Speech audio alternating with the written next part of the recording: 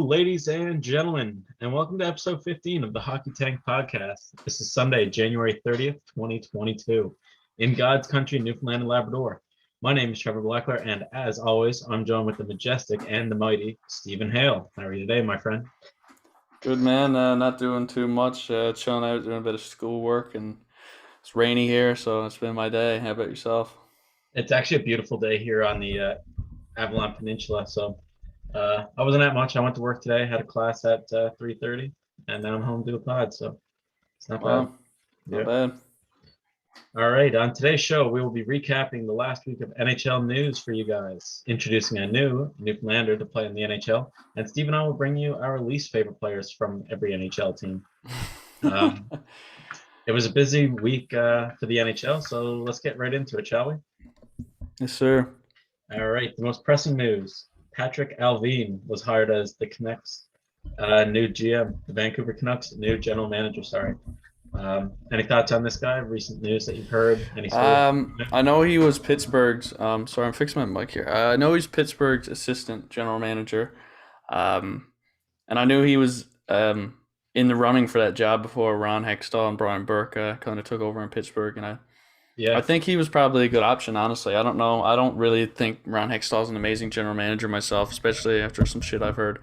Kind of clarifies all the his stuff abilities. that's recently of Texas. Yeah, but I don't know. I find Ron hasn't done much really since he's been in Pittsburgh, to be honest with you. No, he's been pretty quiet. He's definitely been quiet, and he's got to get some contracts signed here now. But Patrick Allvin for the Canucks is a good move. I think they hired I forget her name. Emily girl. Gay. Yes, she was general manager of so that was my point. Yeah, they got a cool management system they're building now. So it's, for fuck's sakes, it's better than Jim Benning. So yeah, it doesn't really matter who it is. They haven't proved anything yet, but they could have signed the Hockey Tank podcast guys that have been better off. Yeah, Ava, I mean you, assistant to the general regional manager. Yeah, no, I've heard that these two work well together, and they're going to continue to bring in more pieces that work with them. They're two very competent people, I've heard from just crowd around the league. So I don't know. Vancouver needs to make something happen. They're up against the cap for a non-playoff team. It's kind of a bad look. So yeah, I don't agree with a lot of what Jim Benning's done in recent years. I think the OEL deal is going to be a big mistake.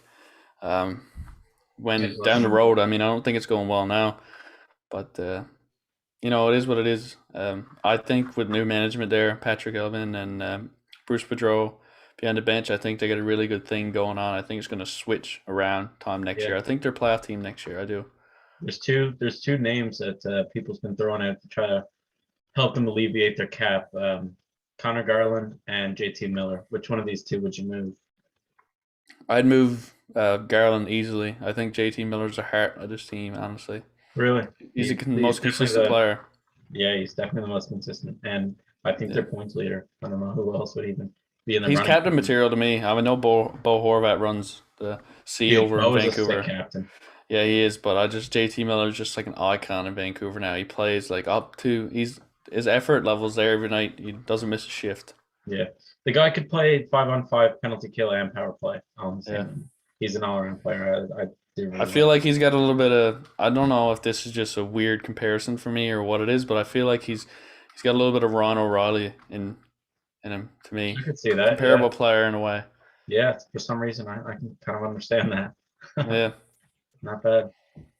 All right, on to the next piece of news. Keith Yandle has passed Doug Jarvis to become the NHL Ironman with 965 consecutive NHL games.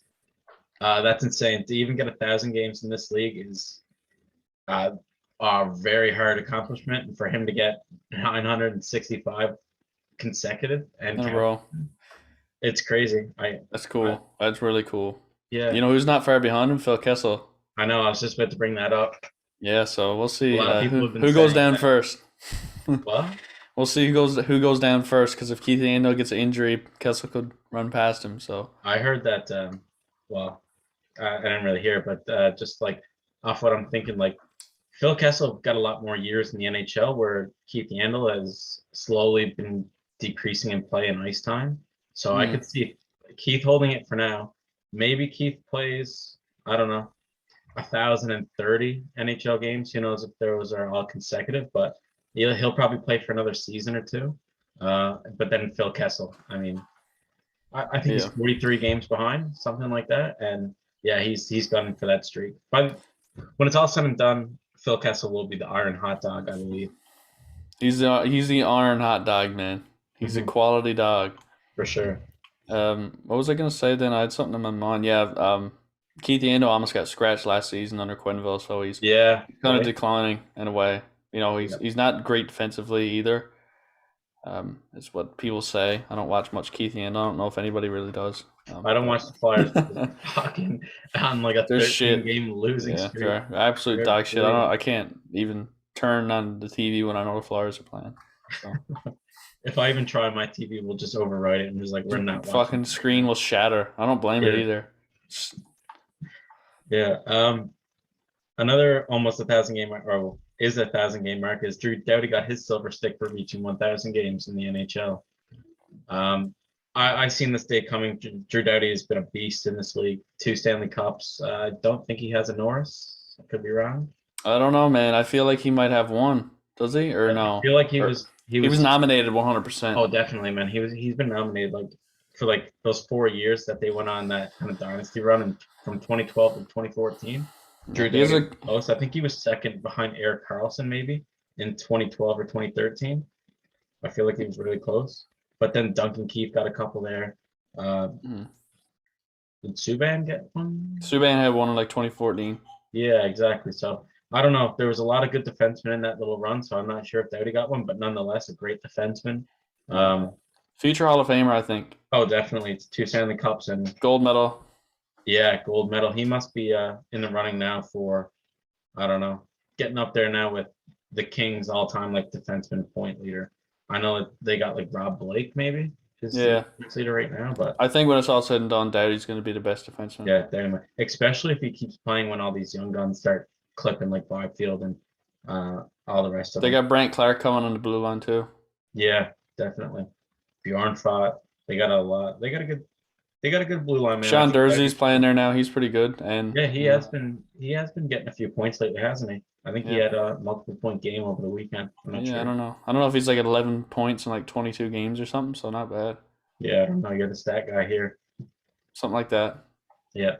Um, Drake Batherson was injured by a hit from Aaron Dell, the fucking goalie of what the fucking Buffalo Sabres. Yeah.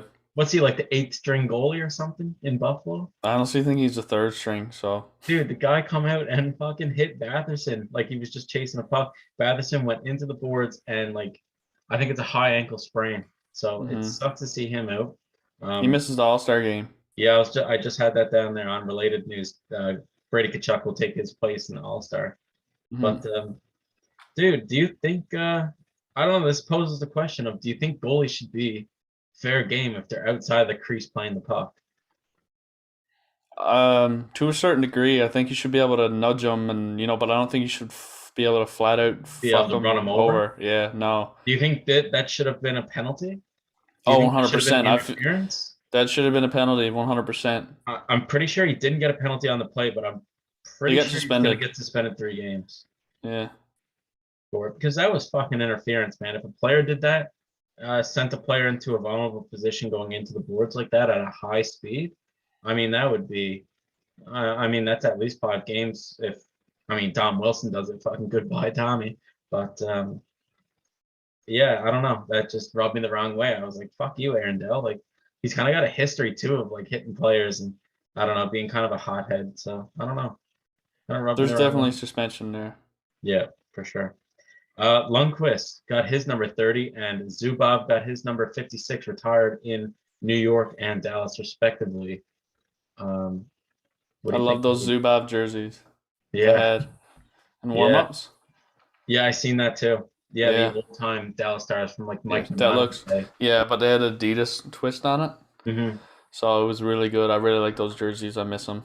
But yeah, good for Zubov and Lundqvist. Lundqvist, I think his jersey retirement was a little bit more emotional. I've seen a lot more. about You that. know why?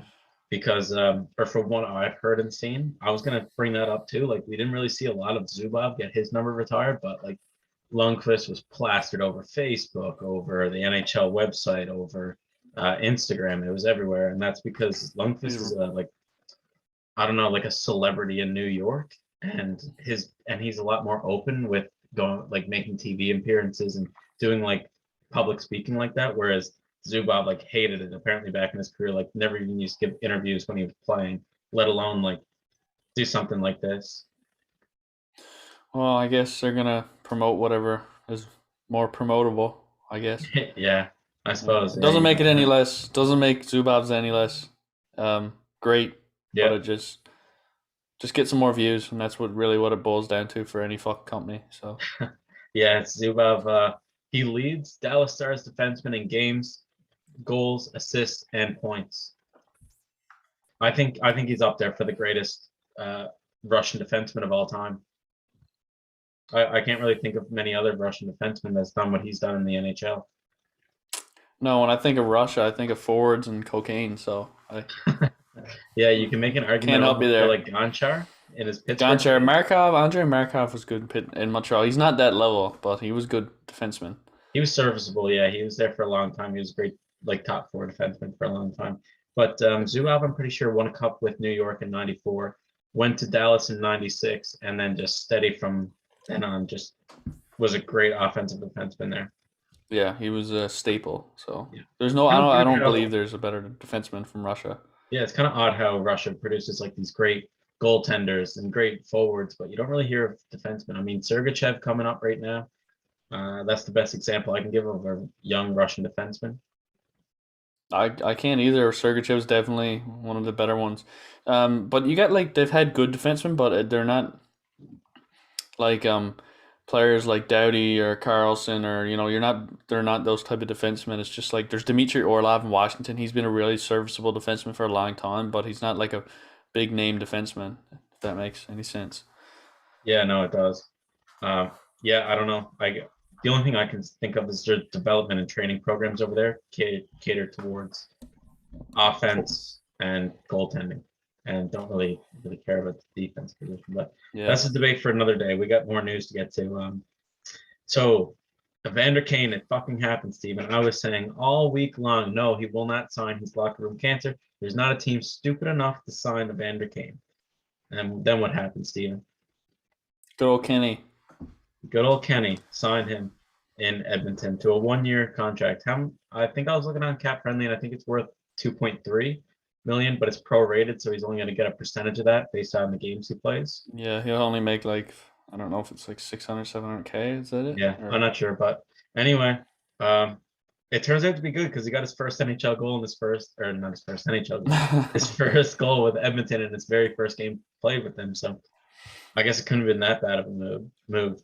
No, it's just you don't want it to hurt the locker room, and he seems sincere enough in his interviews. He had an interview um, the other day, I believe, and he seems like he's um, I don't know, he's really serious about turning it around and fixing what's happened with his career and what's portrayed of him in the media. So we'll see in the long run.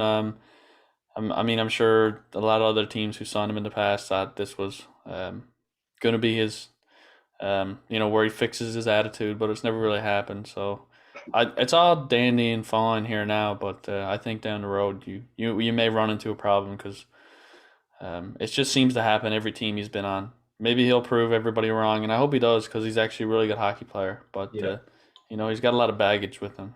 Hopefully, he doesn't ruin the room. that's right. Yeah, and it seems like I don't know. He's a short-term fix for right now because he's on his best behavior. He obviously doesn't want to get sent down to the jungle again or the AHL, but I don't know. Who knows? We'll see. Let's see if he can keep on producing. If he scores, I don't think Edmonton cares if they had like. I'm not gonna say anything more than that, but They should bring fucking Sean Avery and Matt Cook out of retirement too if they're going at this. if Matt Cook was scoring goals, they'd do anything at this point because they need to fight for a playoff spot and they need to fight bad because Mm. it's going to get to the point if they get on another 4 or 5 game losing streak, they're pretty well, kicking tires at a first overall pick again. Not the first overall pick, but draft lottery Yeah, definitely. and you don't want that right now if you're No, Edmonton not Oilers. no. Not really news, but I guess we'll get to the news before we get to the unrelated news. Jeremy Colleton, the old coach for Chicago, will lead Canada in coaching duties in the 2022 Beijing Olympics. Yeah, I seen that Claude Julien stepped down. I don't know if it's Yeah. an injury. I heard he had an injury. I seen injury, but I mean, unless You probably might not go want to getting off the travel over bus that or something. area, that area Yeah, to the woods. I don't But know. I don't know what time to go with that, but I yeah, don't know why he'd accept it in the first place though. But I don't I know. don't know. I guess he sincerely just wanted to go and then got an injury. I personally plan on watching the Olympics with a couple of my buddies over here. Man, I honestly can't wait. I think this team is as good as we can get it for the Yeah, situation we're given. I wanted to see Patrick Marleau there. I did. I thought that would be a good look. Maybe get him signed at the deadline if there's a team seeing him in action. Hmm. That's a bit upsetting to me. I guess he got family and his own reasons. I'm sure he would have been invited 100% if he was interested. But Yeah, I still think it's going to be a fairly decent team. I don't see him winning gold though. Honestly, the captains are what I believe the captain's Eric Stahl. Eric Stahl captain. Assistants David Desharnais and the other assistants Maxime Neuro, which is the defenseman who plays in the NLA, I believe. So I don't know, buddy. yeah, No I think idea. it's him. So I mean, it's a decent team, but I don't really know. I'm hoping they go for gold. Let's hope Yeah, so, but it's gonna be tough. yeah. If you could win gold medals for the size of your head, Eric Stahl would win one. But then they wouldn't be able to get the medal over his head because his head's too fucking big. Dude, I never noticed that. Has he got a big ass head? Oh, dude, he's got a huge head. When he was wearing bucket number 32 in Montreal, like I don't know, like there was this meme. Remember the when one of the canals got stuck with that shipping container boat? Yes, Eric Somebody Stahl's head. photoshopped Eric Styles' bucket in the canal and said, "Fuck's sakes, Eric, get your helmet out of the canal. You're fucking blocking up the supply chain." Dude, I've never noticed how big his head is. Now I got to go make that a priority to go Yeah, see well, that. we'll post it on the Instagram, man. I'll look for Okay. some Eric style big head memes or something. Okay. Put it up. Sounds like a plan. All right. News, but not really news. Machine Gun Kelly will perform at the All Star game. I don't know if you had an opinion on this. Do you like the guy? Do you not like the guy? I don't really care for him. I don't really care for any celebrities, honestly. I'm not into celebrities. But Damn, cold hearted. I don't give a fuck. I think they're just a lot of them are overpaid. But cool, I guess. I don't know. I want to see REO Speedwagon more, but what can you do? Oh, that's a throwback, buddy. Jeez. Take it on the run. Yeah. That's what I want to hear. I don't want to hear fucking It's Eminem diss Vegas. track or whatever he's saying. They're gonna do as much as they can to promote this and get as many people there and spending money as they can. I would be going for the hockey. I wouldn't care if there was a church choir going. Personally, but Wouldn't it is care. what it is. Good for What Machine Gun Kelly. The other fellas are playing. Yeah, well, geez, I'd like to go then. Yeah. Now you're talking. Zach Chalk up there performing. Fuck, what time? Now you're talking. The better artist, honestly, more talented Yeah. in my opinion. I think that a lot of these rappers and guys are pretty overrated, but well, that's a discussion for another. That's right. Maybe when we get our rapping podcast out, we'll have to create something like that. Yeah, the last bit of news that I just got to touch on again because it's pretty big, man. Boko Imama. Do you know who that is? The black player in the AHL. I do. I believe he played with LA and now he's in Arizona or something like that. He's in Tucson with the Tucson Roadrunners of Arizona. Yeah. He had a racist remark or gesture made to him too. That same one that was made towards Jordan Subban. I don't know how this one got swept under the rug and Jordan was so big. It was the exact same gesture, except I guess Jordan Subban, I don't know, has more clout to him and has a bigger platform. But I just want to give a heartfelt, I don't know, not an apology, but just like a recognition to that. We support you, Boko Imama, too, in the AHL. And apparently 2 weeks before this, it happened to him again. Boko's been a real victim of these racist gestures, and it's just been swept under the rug again and again. But I just want to, bring it forward and say, this is happening to this guy. The guy that did it to Boko Imama, got 30 games. He's banned for 30 games. So Dude, I heard nothing about this, so it was definitely slept or swept under the rug because I'm always on hockey Instagram and whatnot, and just looking for updates. So yeah, that's actually a fucking sin. But dude, just tell me because about Jordan Subban's got more name value doesn't mean he deserves more media attention than I don't know Boko. I'm sorry, I don't know say his name. I don't know Boko Imama. Boko Imama. He's Yeah. I remember I drafted Boko one time in like the seventh round just because he had a sick name. And then and he was on my Yeah. team just grinding it in the AHL for like 5 years. And then one year he exploded to like 87 overall. And I was like, you gotta be fucking Wow. with me. Yeah, he was like bottom six potential. Or he was back in the day when you had the stars. I think he was The like three, stars. I think he was two yellow stars or three yellow stars or something. And he fucking exploded to 87 overall. And I was so Wow. I That's might have to sick. dig out the Xbox 360 and go and Yeah. find it because I Get a definitely screenshot. yeah, man, yeah. That's But sick. I know. So I don't know. I almost felt a personal connection to this one because I fucking had this guy in a GM mode once. Yeah, well, it's definitely happening too much. I mean, we're talking about racial slur, any sort of Gesture. racial gesture, and consecutively in podcasts, um, it seems like we're trying to go in the right direction as society, but there's a lot of bumps in the I'm gonna road. keep bringing it up every time I see it. I'm gonna Yeah, start calling people out on and this. it needs to be talked about too. So I I used to agree be the with you. guy to kind of say, "Oh, that's not my place." I'm not a person of color. This isn't my issue. But this is. I mean, I'm gonna bring it up and bring it into the light every time I see it, man. I'm gonna call people out on it, Yeah, man. it sucks, man. I'm wishing Boko a good season. And I'm gonna check out his elite prospect profile, maybe see some stats, and I hope he scores some goals and gets called up to Arizona. I mean, it can't be that hard to get called up to Arizona. Come on, Boko. Fuck. Yeah, that'd be awesome to see Boko up there, turn into a Come on. superstar or something. I'm pretty sure he's huge too. I'm pretty sure he's like 6'4", like 220 pounds. He could be a good power forward, I think.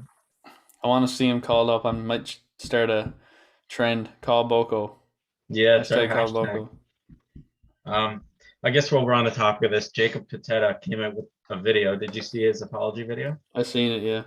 He seemed pretty, I don't know, sincere, and a lot of other players came out to say like, no, I've used that gesture before, the tough guy gesture, bodybuilder gesture to like white players, and we didn't think much of it and stuff like that. So I can see where he's coming from, and he looks sincere, and it's a sin that it's going to be taken away from him. But I mean, this is the sixth, seventh incident now with the bodybuilder thing.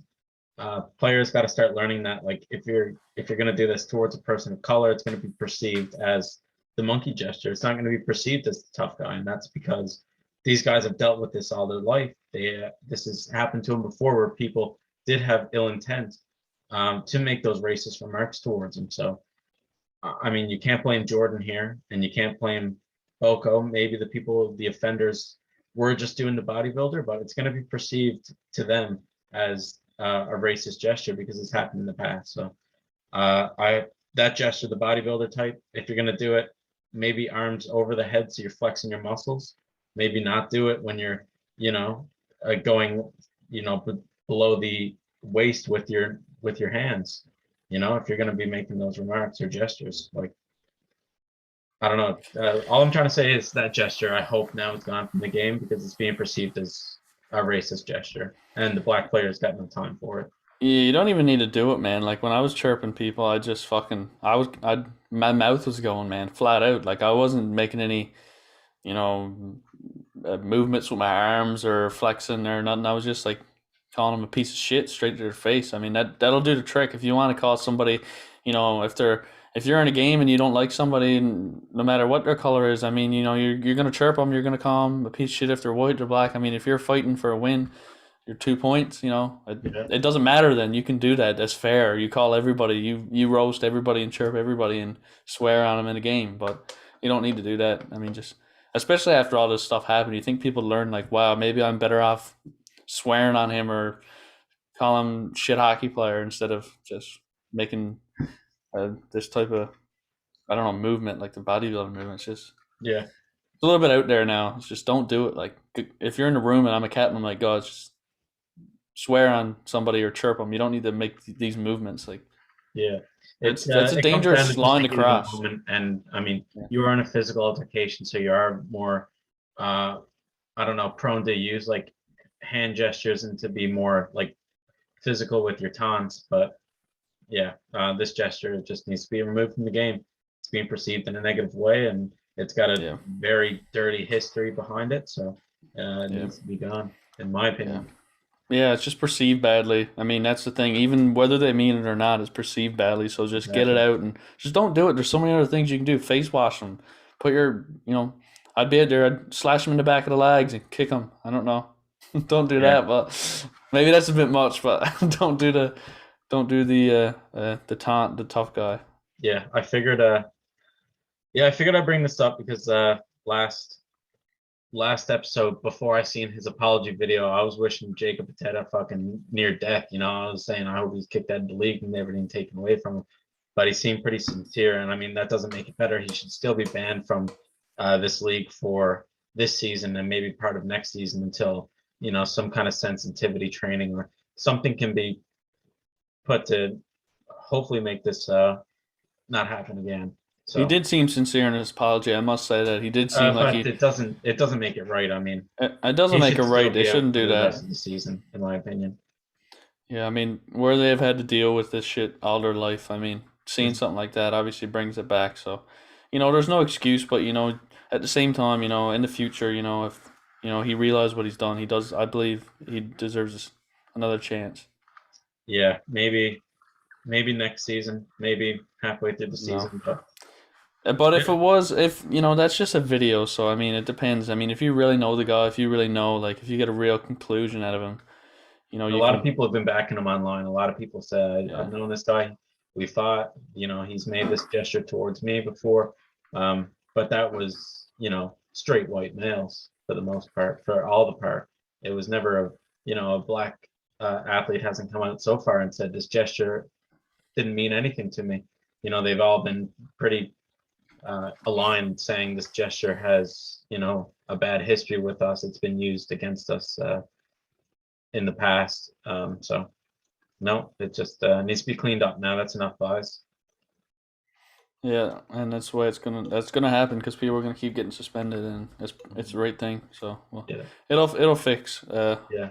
Hopefully it'll fix it up, and people will find something else to do. That's not racist. Yeah. All right. Well, I'm happy we talked about that because it was on my mind all week. I heard about what happened to Boko, man. I was honestly sick to my stomach that I never heard of it, man. So, Yeah, he's a all good right. he's Wishing a the best good for hockey player. Boko and his family, and Jordan and his um, Steve. Yeah, and hopefully these guys learn their lessons. Yeah, definitely. All right, Steve. We'll take a quick break now, and then we'll be back for NHL New for the week. How does that sound? Wonderful. Take us All right. there. I'll see you there.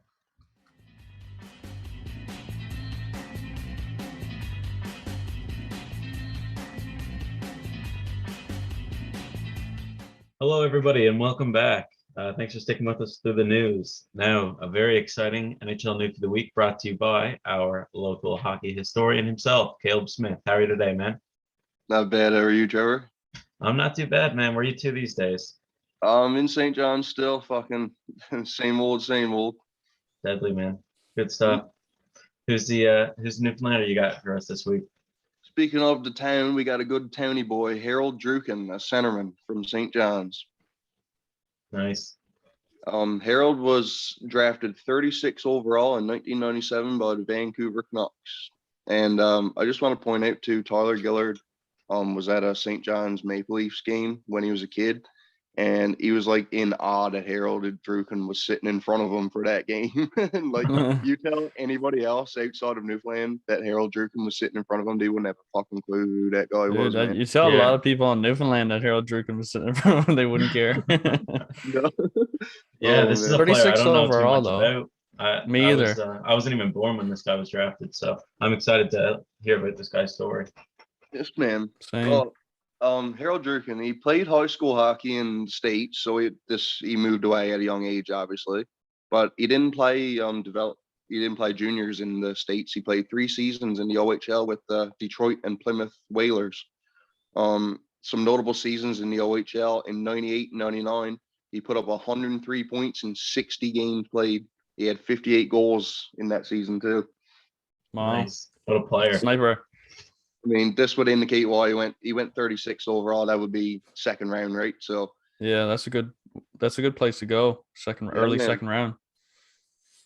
He made his pro debut in 99, 2000. He split time between the AHL and the NHL with Syracuse, Crunch, and Vancouver. But in the NHL, he played 33 games in his rookie season and scored 7 goals, 9 assists for 16 points. Not Man, bad I season. would have had him in the full season. Yeah, man. That's a good pace. That's like a 30, 40 point pace. It is, man. Far over 30 points. Yeah, maybe he might have got like 40. If he had a hot streak there, he might have been able to get up to 45 points if he had a good week. Yeah. I mean, maybe where he was so young, he just kept in the AHL. They didn't really know what they were doing with it at the time. But the next season in 2000, 2001, he also split time with the Kansas City Blades of the IHL and Vancouver. But this season, he played 55 games, scored 15 goals, 15 assists for 30 points. Not bad. You Not said that's bad. in the IHL? Or The IHL, yeah. nice. Yeah, that wasn't a bad league. That was just under the AHL. Yeah, it's pretty much what the ECHL is now. Yeah. Not bad. That season too in the AHL, he scored against Felix Potvin. No, sorry, this was in the NHL. I saw Potvin just assume the St. John's Maple Leafs, but this was in the actual NHL. He scored against Felix Potvin in overtime to clinch a playoff spot for Vancouver and for the first time in 5 years. I read that online. Legendary. Yeah, that's what I was gonna bring that point up. That's pretty pretty legendary. enough. Yeah, I've heard of I've heard of Harold before, but I haven't like done any research on him. So that's a pretty cool Yeah, man. fact. The next season, he also split time. This guy was famous for splitting time in the minors, man. This time with the Manitoba Moose of the AHL, and he played 27 games in the NHL with Vancouver, scored 4 goals, 4 assists for 8 points. So he's starting to drop off. Yeah.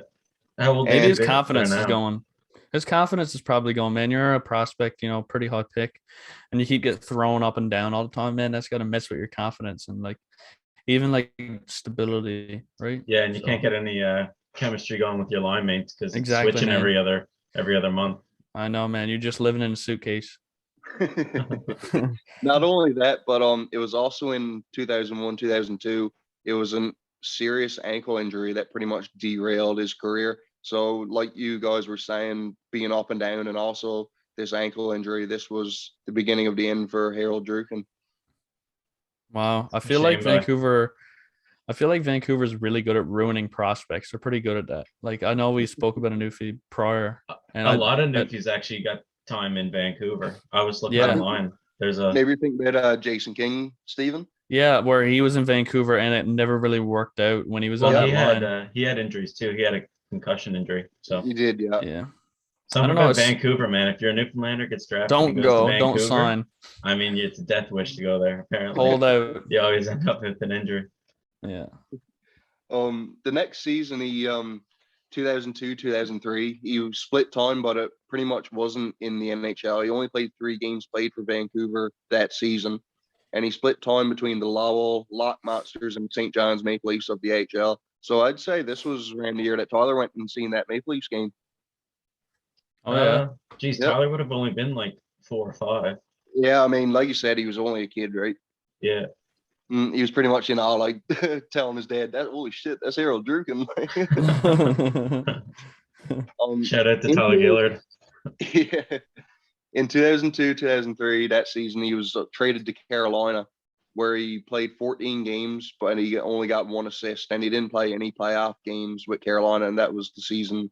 No, sorry, I'm scratched that. That was the season before I'm thinking about with Carolina. They made the finals. But I guess that was a pretty solid Hurricanes team, man, to get traded there. They probably had Gary Roberts, Narder Zerbe, Rod Brindamore, guys like that. Yeah, definitely right after winning the Rod the cup. Bod, Yeah, man. best coach But, in the league, top 5 coach. He didn't last long with Carolina. Those 14 games were the only games he would play there. And then the next season, 2003, 2004, he played the majority with the St. John's Maple Leafs. And he played 9 games played with the Toronto Maple Leafs and actually got 4 assists with the Leafs. Oh, Wow, shit. no, that's not a Nice. bad stat line. No, man. Wow, But those would be the last games Harold Druken would ever play in the NHL. We made him good once. He made his made worth of him. The next season, in the lockout season, obviously he played the full season with the Maple Leafs in the AHL of St. John's Maple Leafs. Then the next season, instead of staying in North America, he went to Switzerland and played in the National League. Nice. So we got Make some money. Another guy that went overseas. He played 18 games over there, and he got 10 points while he was at it. That's Not wicked, bad. man. Yeah, there's guys like Daniel Winnick in the flesh. Daniel Winnick. Yeah, and you know this guy's ankle is still killing him right now later in his career, man. So you to know even it put is. up those points are Oh yeah, great. man. His house is definitely one level. He's not walking up no stairs. No Oh, dude. stairs. Just wait till Washer you and see. dryer on the main level. I got a little fun fact about Harold Druk, and I'll throw in at the end of his career stats. I think you're gonna get a laugh at it.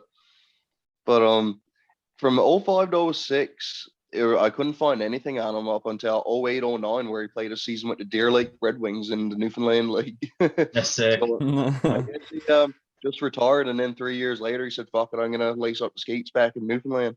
Yeah, might as well. Just for some fun, yeah. And Show up some guys. well, he did show him up. He played 24 games and scored 44 points. Yeah, Oh, that's sick. Oh man, that's sick. Yeah.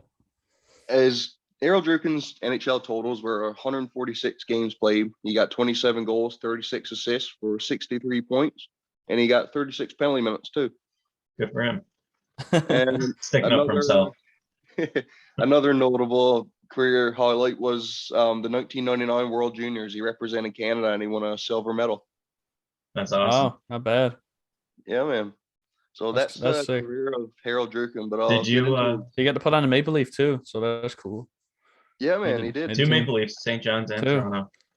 Which one is better? We can And debate that all Canadian. day. You know? And the Canadian. Oh yeah, Jesus, Three. this guy is the Maple Leaf man. Jesus. Yeah. Caleb, did you find anything about his early career playing in St. John's? Is early like it. Well, he played high school hockey in the States, so I don't. Oh think yeah, he you were played- saying that. Yeah, he Yes, probably moved man. away So soon. he probably moved away in Pee-wee's Bantam, something like that, right? Yeah. But the poor fella, man, there's a guy that moved into my house. His name's Scott. He's from Corner Brook.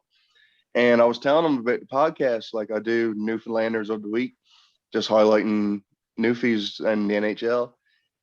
And he said, dude, there's an NHL player that works at fucking Kent over in Corner Brook. And I was looking at all the guys from Corner Brook, and it was none of those names were ringing a bell. And sure enough, I just said Harold Drukin, and he was like, that's it. That's the guy.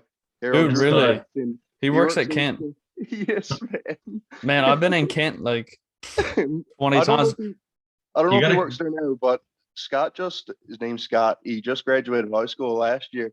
And he said, yeah, as far as he can remember, Harold Drukin was working in that Kent. He even asked his dad, like, who's the NHL player that works in Kent? And then sure enough, Harold Drukin. I'm gonna have to go in Kent like with a Drukin jersey on and see if somebody points me out. Oh, somebody will definitely point that out, man. Yeah. You got to go in and interview him on man. his lunch break, Steve. Yeah, there was one guy in there who mixed me up some paint and he was kind of an asshole, so I hope it's not him. It'll break my heart. Oh, man. No, man, I'm sure he's a good fellow. We're selling some toilets. We wish the best for Harold Drukin wherever he's working, man. Yeah, for Wherever, sure. whatever Kent franchise he works at or Canadian Tire Home Hardware. I'm sure it's going good. Yes, man. That's a way to, what a bombshell of a career to go down from playing with the Leafs to working in Kent. I'm sorry. Buddy, that was you know mean. what? Kent's not even a bad. Kent's not even a I'm bad sure they hustle. got, I'm sure they Buddy, got the good lumber benefits. prices these days, you Yeah, can probably that's get true. some sick deals on lumber. So that's not even a bad rig out there. He's Fucking, making more at the fucking lumber than he was playing with the St. John's Maple Leafs, man. Yeah, he's probably Probably. getting lumber for discounts and selling it Oh, on Kijiji man. or something. He definitely loads up the pan of the truck before he leaves. Oh man. That's bad. We're making accusations on a podcast about Harold Drukin robbing lumber. Oh, we didn't say we were robbing it. He's just getting that discounted and selling it. He's just marking it up for retail. Yeah, marking it up. Yeah. That's called a hustler. That's called a hustler, baby. Yeah. Well, great career for him. Yes, for sure, and great after career work for Yeah. sure. Yeah, That definitely. hustle. I'm gonna go try and see him. Definitely. Keep us All right, updated Caleb. on that. Yes, for sure. All right, Caleb. Thanks for stopping by, man. Take care. No problem, boys. All right, see ya.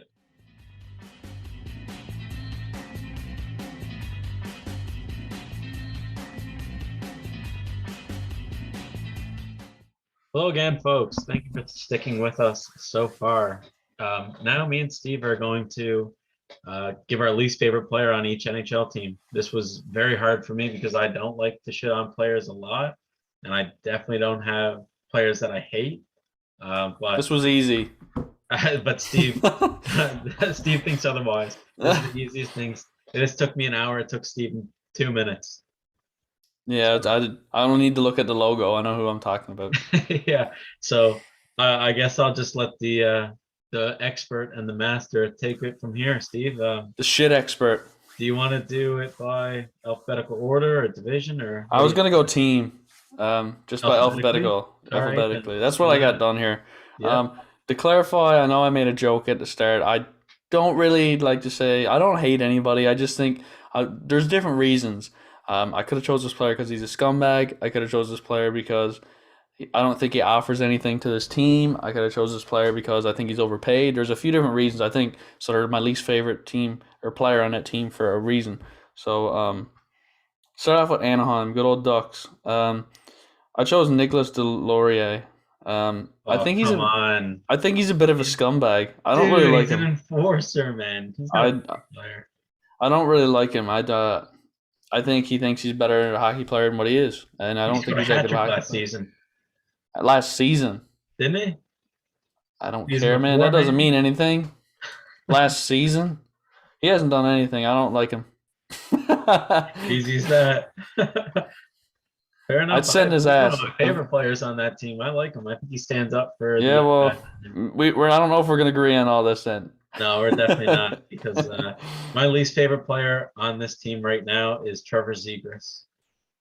I love his first name, but he's the only player in the whole league that could take the Calder from Raymond or Sider. So I got to be against him right now. It's been 57 years since a Red Wing won this award. It's been way too long. I think the last one to win it was like Roger Cozier or something. I think he's got to stop scoring highlight reel goals because that's all the NHL cares about. I Fuck know, the man. NHL. They only care about offensive. They're not gonna have. They don't care about consistency. They don't care about. Sauter's he's already one of the better defensemen in the NHL. It's true. He's the best defenseman on Detroit by it. He's the best defenseman in Detroit. If on my pick, 100%. I know Raymond's consistent, and he's going to be a 70, 80 point scorer. I know it, if not more. But I think Sauter's better than Raymond. I think Sauter's better than Zegras. I think Sauter is. I think so too. I think he's a Norris winner. Yeah. So for that reason, I gotta be against Trevor Zegras here. I'll like him again next year, but for right now, not my favorite. Sick first name. But that's besides the point. Who do you have coming out of the desert? There isn't much that comes out of the desert. Right. But I chose Antoine Roussel because I forgot he was even a hockey player. I mean, he's absolute dirt. Isn't he from France? I don't know. Wherever he's from, he should go back there because he doesn't belong playing with the fucking. Actually, I don't even know if it's a compliment that he plays with the Coyotes. I mean, they're gonna move to. Looking at himself right now, like, hey, not bad, third line, but that's like with the Coyotes. I don't know. Not to be a dick to Antoine Roussel. I don't think he offers much to any NHL club. Man, that's mean. I think he does. I'm against you again, Steven. Jesus. I think he adds grit, man. You need grit these days. He was great in Vancouver. He's not even good grit, though. He used to stick up. He's not a William Carrier. I want William Carrier on my team. Yeah. He's good grit. Good grit. Caden Colesar is good grit. Reeves is excellent grit. You got to have grit. He might get you a face-off every now and then, but that's about all he's worth. Who? Roussel? Yeah. Roussel's a winger. He's not winning shit. He's probably the worst face-off. Well, that makes him even worse. Yeah. I guess he's got no assets. He's got no personal assets. Fuck him. He won't be on my team. We kind of agreed on one thing because I said I don't like an Anton from Arizona, but that was Anton Strawman. He's just a defenseman that I always seen was overrated. He had some good days in Tampa, but who wouldn't have good days in Tampa with that team? I don't see him as that effective of a player. I don't know why. I don't know. For whatever reason, I just don't have an opinion about this guy. He's just like there for me. Like he's not like overly defensive. He's not overly offensive. He's just kind of Anton Strawman. So yeah, that's my pick for Arizona. Good pick. Thank you. Who's your Boston? Starting to like this player a little bit more. Still, I don't really like him. Brad Marchand. I don't like him. He's a rat. He's a good hockey player. Yeah, but I still don't like him. Yeah, I don't know. I think he wants to have the attention all the time. He's like an attention whore. Is he not? he's a whore. I can see that. He's very whorish. Yeah. So I don't know. I wouldn't want him on my team. I like guys that are humble and just stay quiet. This guy seems like he likes to be the center of attention. Even if he's not in the game, he'll be like tweet about it. Like, shut up, man. Nobody gives a fuck. But anyways, some people give a fuck, not me. But Yeah, anyways, that's my pick for Boston. I still think he's a rat. nice. I have the rat too, Brad Marchand. I have How did I know we were gonna agree on this? Yeah, I know. Some of these players, I don't know. You can almost really agree on. I don't like. I got a love-hate relationship with Brad. He's a good Same guy, here, man. Canadian boy. He's had to fight for every inch he's got because he's not the biggest player. He's been through some adversity. As all players have. But I mean, just a player who wasn't supposed to make it, and just through hard work and skill and love for the game, has been able to persevere. But he's the dirtiest fucking player I've ever seen. I mean, just clipping players' knees, hitting people in the dick with his stick, slew foot, and you name it, he's done it. He's injured a lot of players just with You some name dirty. it, he's done it. Yes, That's a man. good He goat. doesn't care, man. This is Vietnam for him. He doesn't care. Everything goes. Like, he's injured a lot of people with dirty plays that just weren't necessary. He's just gone out of his way just to be a dirty player. So as much as I love this player, he's a great player. He's an underdog, but I don't know. I would say he's a Hall of Famer for me anyway. But just a dirty player. I mean, not a tough player, just a dirty player, man. So that's my pick. So Good pick. you had a We good agree. pick, too. I We like your agree. pick too. Yeah. Who's your guy for Buffalo? You talk about how the games I evolve. thought you were gonna talked say about- me. I was like, you fucking asshole. I wouldn't want to play for Buffalo. No, me either. Fuck no. You talk about how the games evolved. You talk about scoring. You talk about highlight reel goals. This is a new school. You talk about all this great passing plays. You got Caulfield, Matthews, McCarr. You got all these good young players coming up.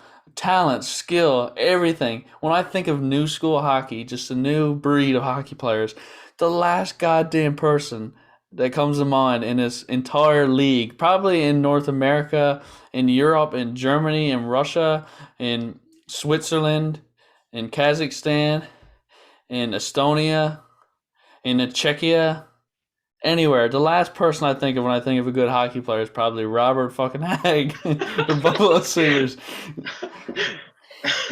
Useless. Oh, man. Look up the word useless in the dictionary, and there's Robert Hag's there. Noun, Robert Hag.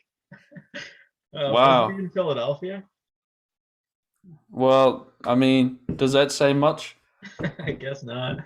I don't know where you were going with that. You could have picked any player on Buffalo, and I would have gone with it, man. Robert Hag, yeah. I guess he's not a game breaker by any stretch. No. Maybe if he was like playing like sledge hockey, he'd score some goals. Yeah, maybe Because he got the upper hand there, I guess. International tournament. Yeah. Fair Other enough. than that, he's not a guy I'm gonna sign. No, I can tell. That tells how you Anyways. really feel. Who's your guy in Buffalo? My guy in Buffalo is, we went over a bit on the news, is Aaron Dell. He injured Drake Batherson. He's just always been known as a hothead. He just can't keep his composure. Just in game-to-game situations or shift-to-shift situations. I don't know. He's a goaltender, and he's not a good one at that. But like, at least like Binnington, he's a flamer. But he's a good goaltender. Like, Aaron Dell's not even that. So he has no right to be coming out of his crease, interfering with players, and injuring the best players on superstars on their teams. So I don't That's a mind good Aaron pick. Dell, but I definitely don't like him. You know what I mean? I thought he was going to be an okay third stringer when Leafs had him, but Dude, he New would Jersey be an picked him okay up. fucking fifth stringer, man. This guy's AHL goaltender. He had his chance in where was he? San Jose? He had his chance there. He blew it. He Then had went his chance. fucking- You fucked yourself.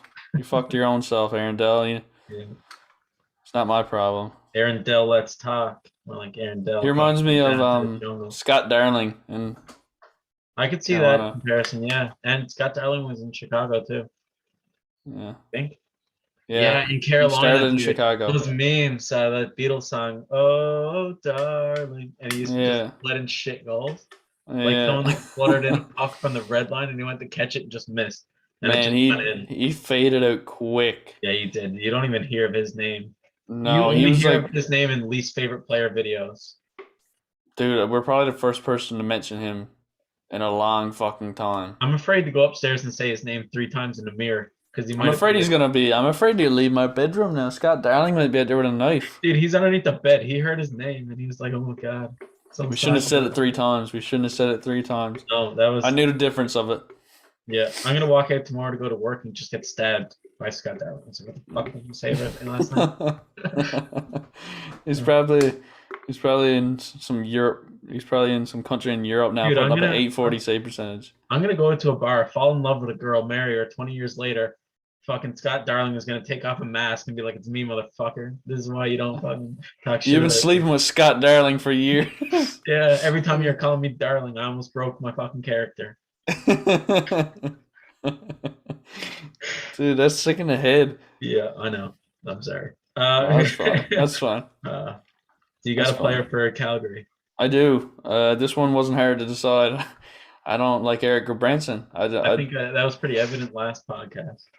He's an easy to skate around defenseman. He was drafted high, expected to be great. I believe by Florida he was drafted in the first round. High pick. Yeah. Third overall or something. Dude, he had like 4 green stars in NHL 14. Every player now we talk about, I'm just seeing what their potential was in NHL 14. Yeah. Sakes. Didn't pan out, and I think there's a lot better options you could choose depth-wise for defensemen in the NHL. So I don't really like Branson. He's got a fair share of games in this year, but that's only because Daryl Sutter's ancient, and he doesn't really know that he's bad. He kind of forgets that it's not 2014. But he's got Alzheimer's. He's like, yeah. He goes to sleep at night and like, fuck, I gotta take Branson out of the lineup. He was drafted 3rd overall. Fucking thing. Yeah. How do we get a first-round asset this easy? I don't have much to roast. I'm not gonna give him the old shit talking like I did to poor old Robert, but I just don't think I think there's better options. I'll agree with you. He is a skate around defenseman, especially with all the high flying like skaters in the league these days. Speaking of another kind of slow defenseman I had on my list, Nikita Zadorov. This guy's a bit of a dickhead. This guy. A lot of players on this list, I'm kind of just like, I couldn't pick another player, but this guy I would actually pick. He seems to target smaller players, and then like when he gets hit, like Tom Wilson laid him out, and he just can't take a hit. Then he's like, "Oh, where's the penalty?" But he picks on smaller players, man. This guy's just a bully. He's probably a bully, yeah. Mm-hmm. He's definitely a bully if he went to school. Like if you went to school with him. Yeah, and I mean, this guy's not the quickest player either. I mean, he's pretty slow.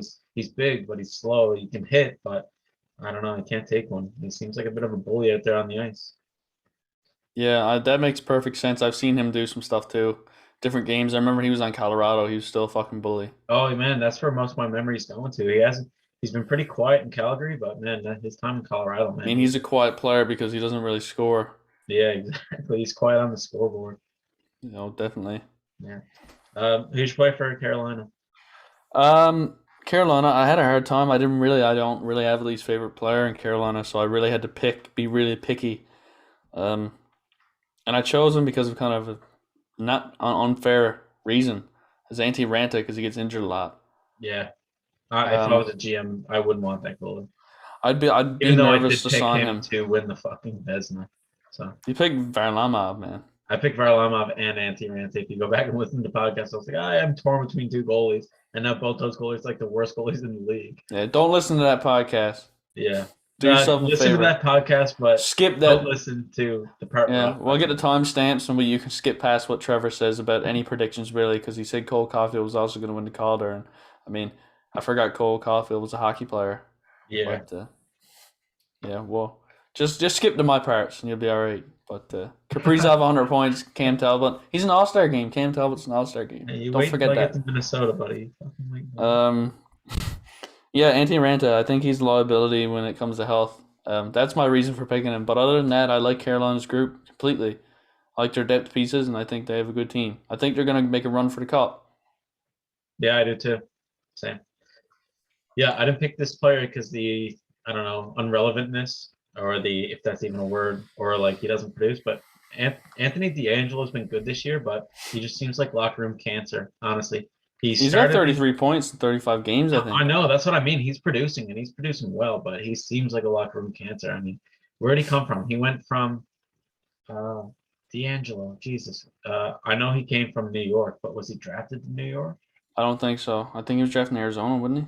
Or is that Pierre Oliver Joseph? I don't fucking know. Somebody.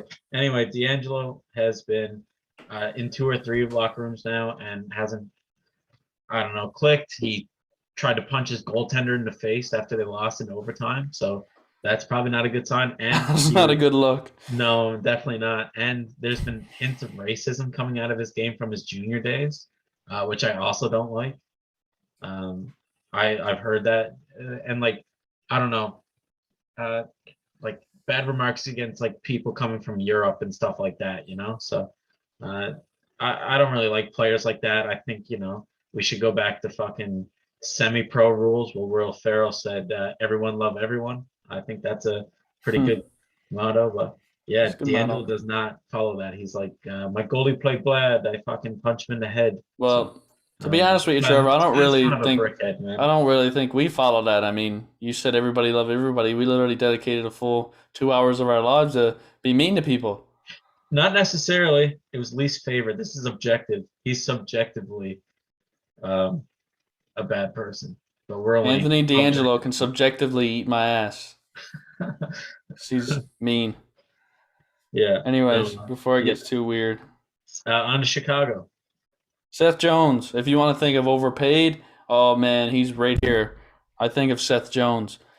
He can get a couple points, yeah. He's okay defensively every now and then. He's kind of a liability most of the time. I don't agree. Is it 9 million? 9 million for 9.5. 9.5. 9.5. 9.5 It's a for hefty eight bill. years after this season. So you can imagine how much laughing he does when he gets home from the rink. He Pain. just like the Joker, man. You can't control. Just laughing gas in his house constantly. 9.5 mil for next 8 years. He's dancing, man. I'd be dancing. I'd be like Evander Kane. I'd be gambling it all away. Yeah.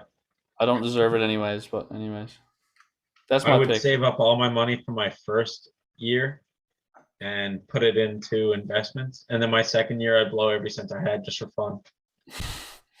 Yeah, I would. And I wouldn't Too. even spend it in Chicago. I go other places to spend my money. So even the economy suffers because of me. Just purposely play like shit. Just go out there and just let somebody dangle you. Just Just hope go for a past you. buyout. Yeah. Set Go for over the life. buyout. Then That's what? that's a set for life plan. You get the buyout. You play Oh like yeah. shit. You get the buyout. Then you got all this money, like almost $100 million, really, like 80 something, 90 million, and you can just go, man. You can chill out in Jamaica. Then you can go to Europe, travel Europe, then Greece. I mean, and you're getting paid, man, every week. Rick DiPietro was DiPietro. drafted first overall in 2001, and he's still getting paid for the next 4 years. Mm. This guy's had 3 decades of being paid in the NHL almost. So I think that's the Seth Jones way. I envy Rick DiPietro. Yeah, I I think growing honestly up, do. Seth Jones idolized Rick DiPietro, and now wants I to. want to be him. I want to be like Jordan. Yeah. Unfortunately, I think this Blackhawks have a tough contract on their hands in the next 3 to 4 years, but we'll see. Who's your pick? I got Jake McCabe for the same reason. I don't love the player for what he gets paid, and that's it. I don't look at Jake McCabe and say I hate you. I don't look at him and say yes, you're the first one I'm going to draft. Somewhere in the middle. I don't know if anybody's ever done that, but I think he gets paid $4 million to be a top 6 forward or defenseman. So I don't know. I don't know if it's worth it. you're right there, man. He's definitely not a game breaker, but he's got leadership qualities and he's good in the room. I've heard that too, so he's probably good in the room for $2.5 million, not four and a Yeah, half. that's the cap hit I'd be looking to pay for him. 2.5 He's mil. getting paid double that almost. 2.5 mil for 3 years. That's a good contract for Jake McCabe, I think. Yeah, but he's getting paid $4 million for the next 4 years or something. That's Chicago for it. Stan Bowman absolutely demolished that place before he left. And He left his mark on it. Yeah, he did. Yeah. You can take the Stan Bowman out of the organization, but you can't take the organization out of Stan Bowman. Or maybe that was the other way around. I don't know. Something along those I lines. think you're right. Yeah. What about Colorado? Jack Johnson, unfortunately. I don't think he's a serviceable defenseman. Much like Erica Branson, I'd feel a lot better if I didn't have him on my blue line when somebody was injured. I would, honestly, and I don't want to be mean to this guy because I don't mind Jack Johnson. He seems like a cool guy, and bought out in Pittsburgh did not work. Lee was in New York, didn't work. I don't know. It just seems like Jack Johnson just doesn't bring it wherever he goes, and I personally think there's a lot better options defensively. I wouldn't bring him in for an option when somebody's injured. I'd look elsewhere, but you know, Joe Sakic knows what he's doing. We'll see how it works out. I personally think they should upgrade there, but we'll see. I think he's a 6 or 7 guy, just there for leadership. I don't think he's there to actually play hockey. Yeah, get up in the fucking rafters. Yeah, I think this guy just fucking eats tangerines in the locker room or something. Eat clementines or something. Coming in, like everybody got their bags, and Jack Johnson's walking in, and he accidentally drops in a bunch of tangerines, falls out. It's like, don't worry about that, Buzz. Yeah. No, he brings his, instead of his tangerine bag, he brings his hockey gear, and Joe looks at him and he's like, "The fuck are you doing with your hockey gear?" Or if they're going on a road trip and he's watching the equipment managers put it all together, and he's there munching down on a tangerine. You're like, "What do you put my bag there for? I'm not playing. I'm just coming." Yes, boy. Jeez, leave that home. I don't need that extra weight on. Yeah, don't carry that. You don't run up the bill. Yeah. Anyways, who's your pick? I got Nazem Kadri here. What does Magic think about the pick? She's pissed. She loves Nazem the Dream. That's Scott Darling in disguise. Don't say that, man. I'll never be able to sleep again. Yeah, I know. You wake up and Magic's on your chest. He's like, looking down at me. Yeah. I think Nazem is a bit egotistic. I think he thinks a lot of himself, and I think he also is a dangerous player in playoffs. He clearly. I mean, what is it? 2 or 3 seasons in a row now. He's been. Don't turn your back on Nazem the Dream in the playoffs, or you'll be dreaming because he'll knock you the fuck out head first. I think he gets wrapped up in this whole thing of like, you got to play harder in playoffs. You got to, be tough in playoffs. But he gets carried away and just like fucking injures someone for no reason. I feel like he's probably a bad driver. He probably like almost like if you pass him and he doesn't really like it, he'll speed up. Or if you're going in the passing lane and he's looking in his mirror and he sees you in the passing lane, he speeds the fuck up really quickly so you can't pass him because he's Nazem's dream and nobody passes him. Yeah. I don't know. This guy probably doesn't yield to anybody on the roads either. He goes where he wants when he wants. Goes where he wants. Yeah, I don't know. Good season though. Good season. Yeah, great season. Jesus, he's that trade looks really bad for the Leafs. Yeah. Hey, boy. When was this guy drafted? 2009, 9th overall, I believe. Yeah, he's a great player. I like his game.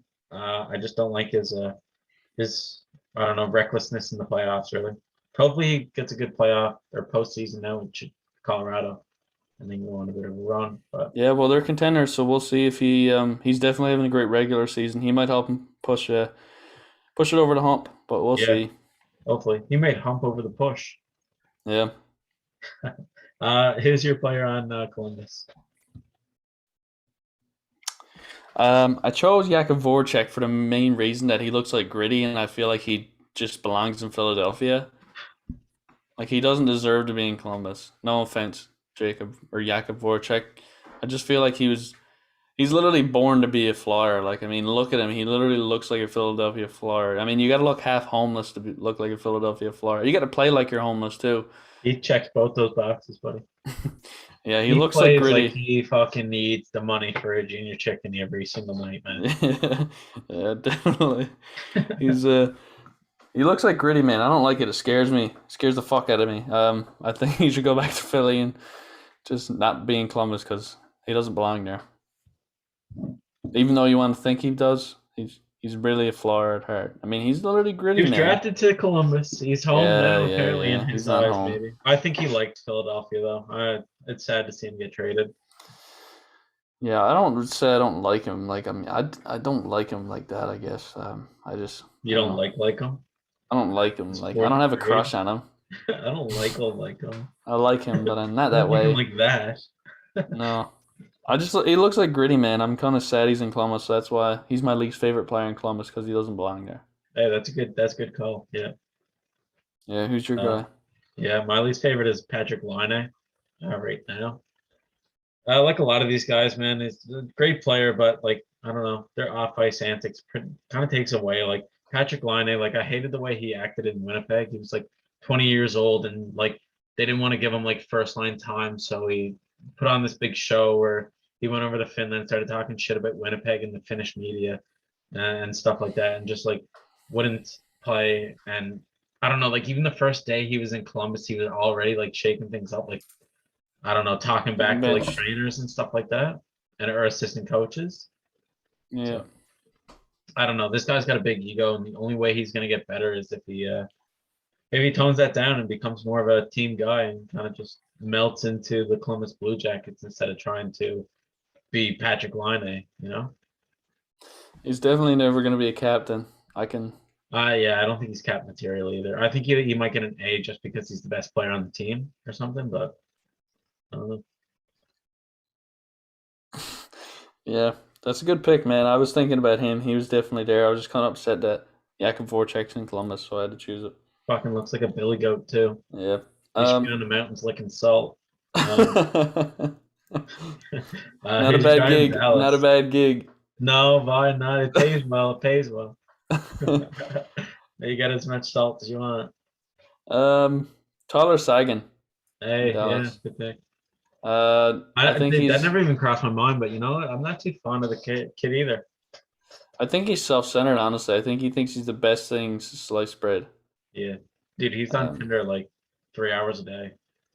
Yeah, I think there's something on the go there. I think he's not a winner like that. I mean, he was on Boston. They won, yeah, but he didn't contribute. I believe he was scratched. I don't know. He was on the ice when Patrice Bergeron scored the 4th goal, I think. Yeah, fuck that. Let's not talk about that. All right. Anyway, like you were saying.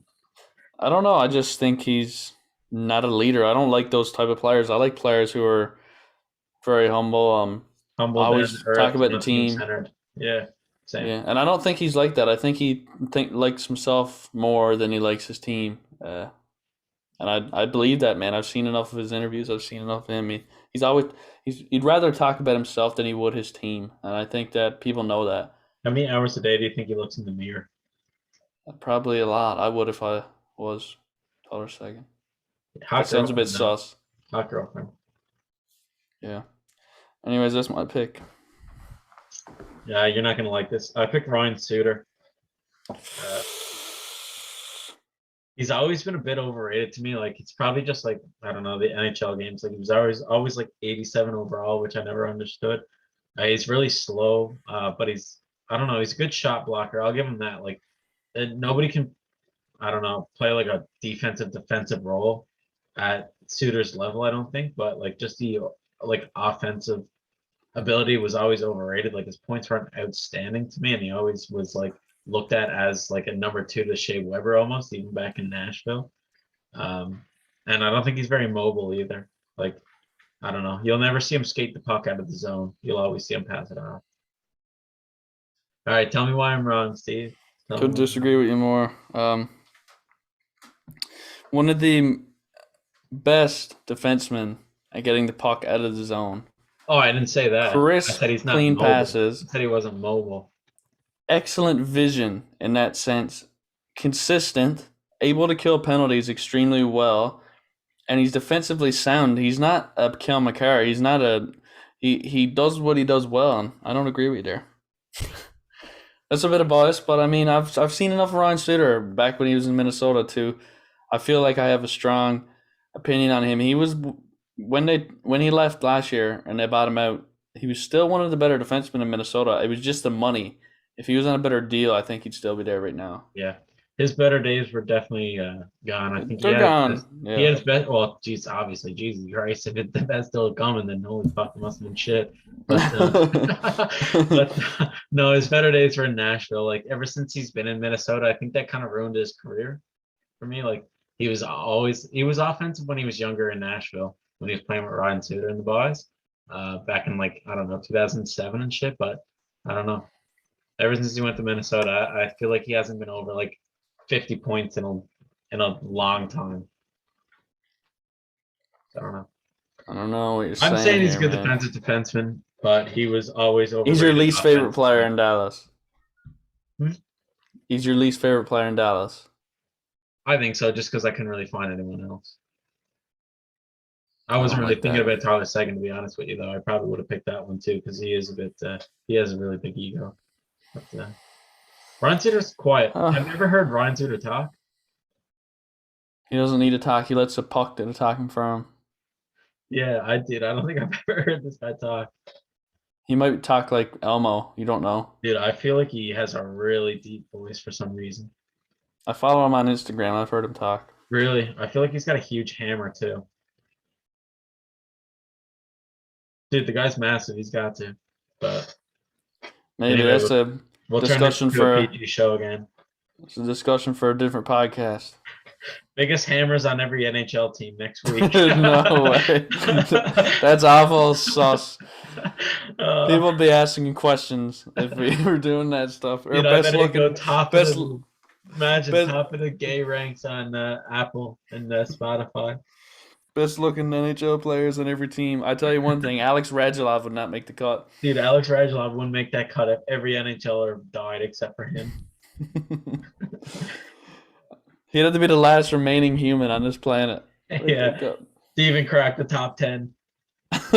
He'd still be 10 after a couple rocks, you know? Yeah, a couple molecules and whatnot. And anyways, enough Radulov. Who's your least favorite on Detroit? Easy pick for me, Philip Zadina. I think he's a bust. Why?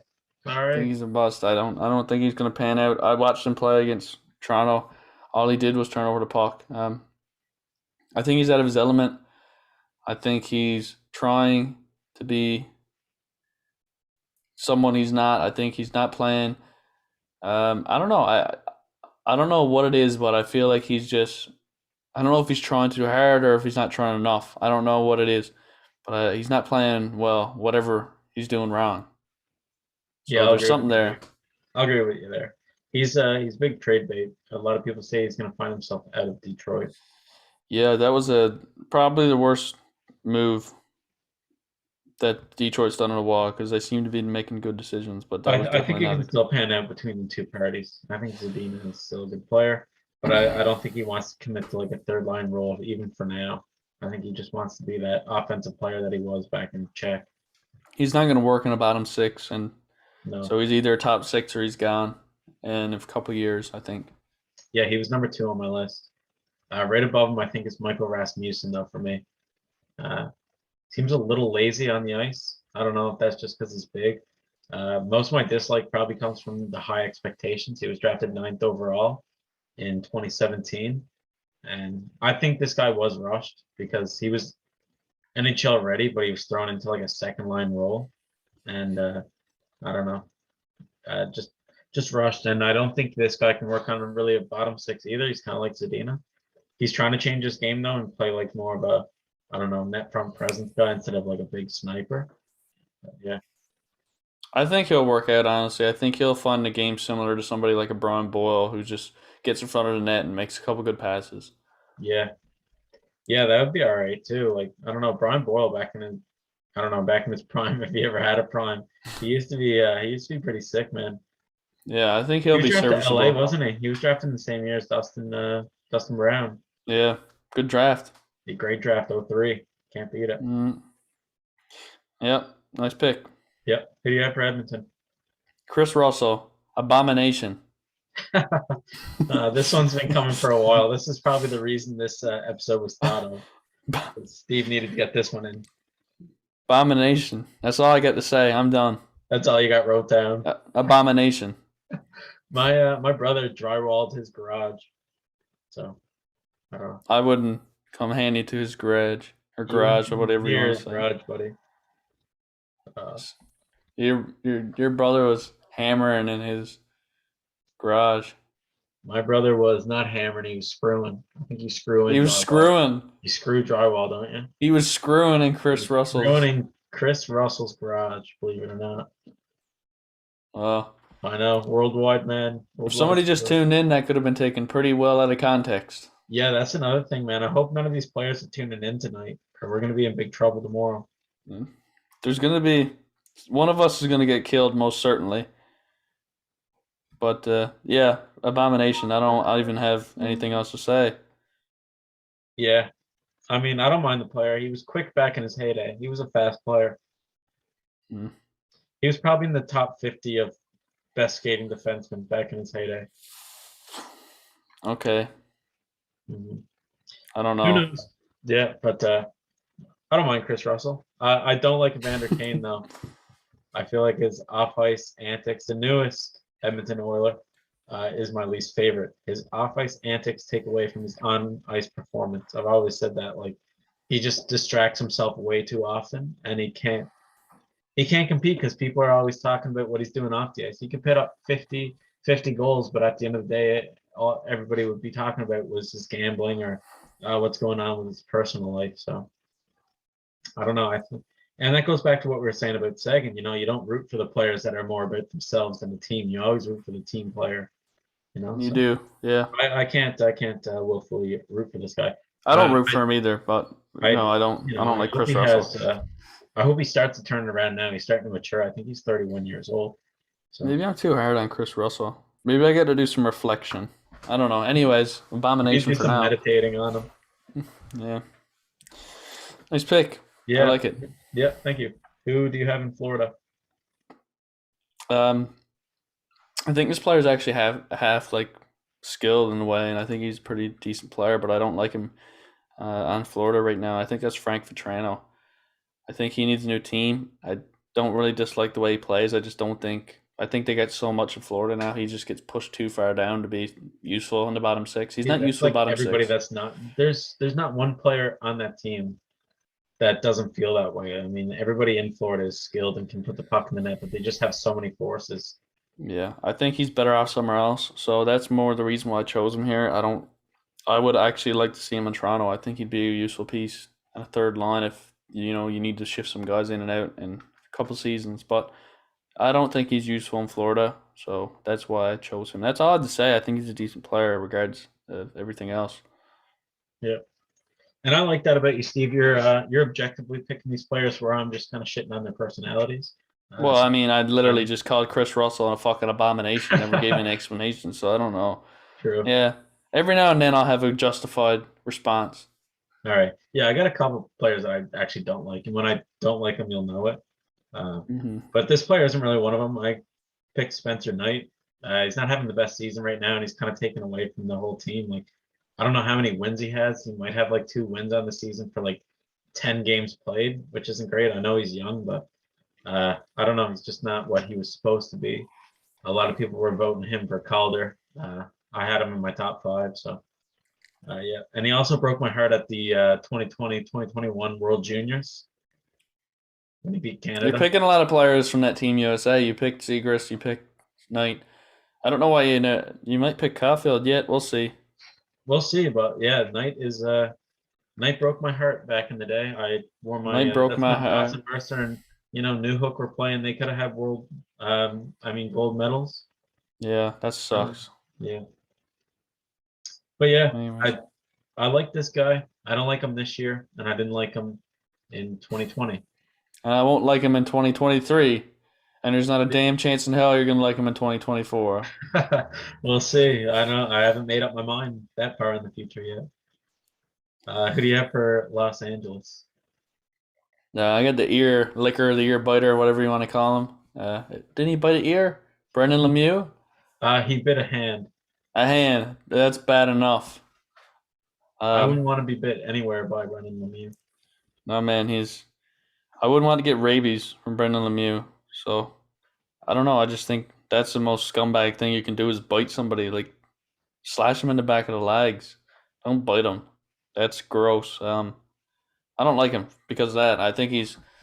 I don't even know if he's a really good hockey player. I haven't watched much Brendan Lemieux, but then again, who has? So we don't really know.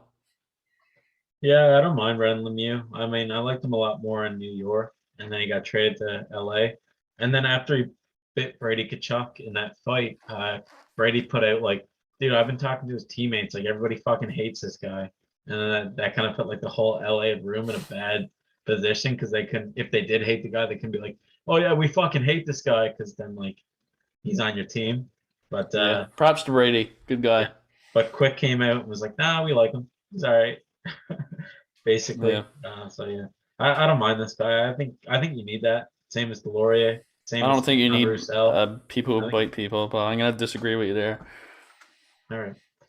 Yeah. I got I got another player who went from New York Rangers to LA. I got Leo Sanderson, fucking Ah, medal thrower. You remember that? yeah, he's a dick. He lost gold medal and he was getting a silver medal and just yeeted it up into the fucking Yeah, stands. he's a World Junior dick. Championship, Yeah, man. that's a good pick. Yeah, dude, this guy's not that's not a hockey player move. I mean, too bad because I mean he's a good player and this literally be fucking like held against him until he retires. But man, I don't know. You don't do that, man. That's just such bad sportsmanship. He also tripped over the one of the mic wires when New York Rangers were announcing their players at the start of the year. Did you see Oh that clip? yeah, I forgot about that. I guess karma comes back. Yeah, dude, that silver medal manifests itself into a microphone wire and tripped him and said, "Fuck you." Manifested itself into a terrible career, which he's now accomplishing. Yeah, too bad. Wasn't this guy 17th overall in Fifth 2000? overall. Lisa Anderson wasn't fifth overall. He I don't give was a fuck about. 100%. Dude, I guarantee you, 100%. Arizona traded the pick to New York I can for guarantee Derek you this guy was Stepan. 17th overall. Fifth overall. What do you want to bet? I'll bet a Bet case of something. beer. A case of beer? I'll bet a case of beer. Oh, 100%. This case of beer is mine. I know it. I memorized that draft. Yeah, what draft was it then? Oh, fuck. I don't know. It was 2017. Aha, we're both wrong, but I'm more wrong. But he was drafted in 2017, seventh overall to New York Rangers. Shit. I got the 7 right. You got the top 10 right. Yeah, nobody's beer. You gave me a 6-pack. I'll give you a 6-pack. Fair deal. We'll do that next time we meet each other. Yeah. All right. This might be a bit unfair, but who's your pick in Minnesota?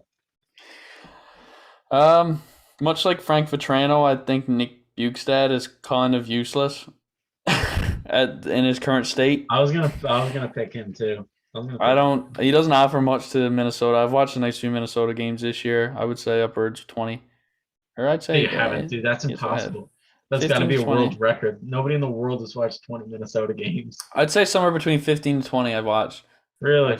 That's honest, yes. Good A shit. lot of games I do watch. I got NHL Game Center, so I will watch. Like I know if the Leafs have a late game, there's a hide the scores option, so I'll watch it when I get up. Skip commercials. It only takes me like an hour and a half.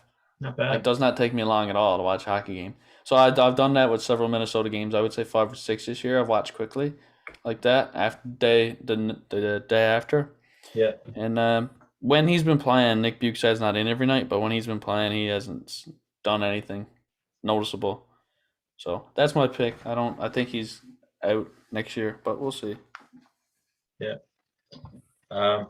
Yeah, good pick. I was gonna pick that player too, but I don't know. I kind of like Nick Bukestad. I thought he was always, he was pretty shifty for how big he was. I think he's like 6'3" or 6'4". He's a big player, yeah. He can but he can get around the ice, man. So the fact that I didn't know who else to pick, I figured I'd start some shit and pick Cam Talbot.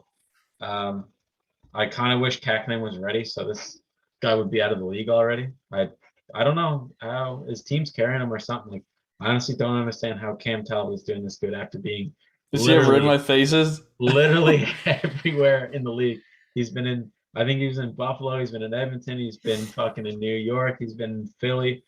There hasn't been a team this guy hasn't worked out on. I don't know how it's working on Minnesota. Hold on. 1 second. 18-8. I know, man. A I don't know 9-13 how. save. I don't know how.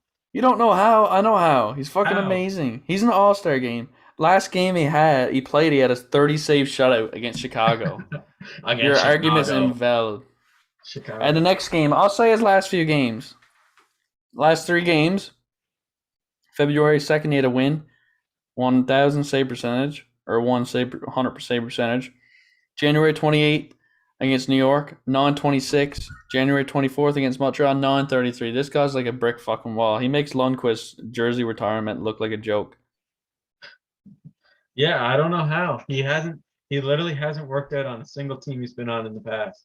His last two is the year before Minnesota, he was 33-19. Now he's 18-8. Yeah, maybe because like Minnesota's a really good defensive team. I don't know. No, man, he's just a really good fucking player. I think you're completely wrong. He's an all-star. You should have said, instead of saying I picked Cam Talbot, you should have said the all-star Cam Talbot. Cam Talbot's an all-star Jump up there. because there's literally no other goalie from the what even fucking division is he in? The Central Division to go. What other goalie were you gonna pick? It was either Cam Talbot or goddamn I don't know. You don't even know who's in the Central Division. I don't even know any goalies that should. I don't know how Cam Talbot has. You got Hellebuck. You got Holtby. Shit. You got Bennington. You got Saros. You got Kemper. You got Fleury, and you got who's in Arizona? Corner. Doesn't matter. Vejmelka. Vejmelka. Yeah. No, fuck. I think your pick's invalid, so I think we should move on. All right, buddy. Who do you got in Montreal?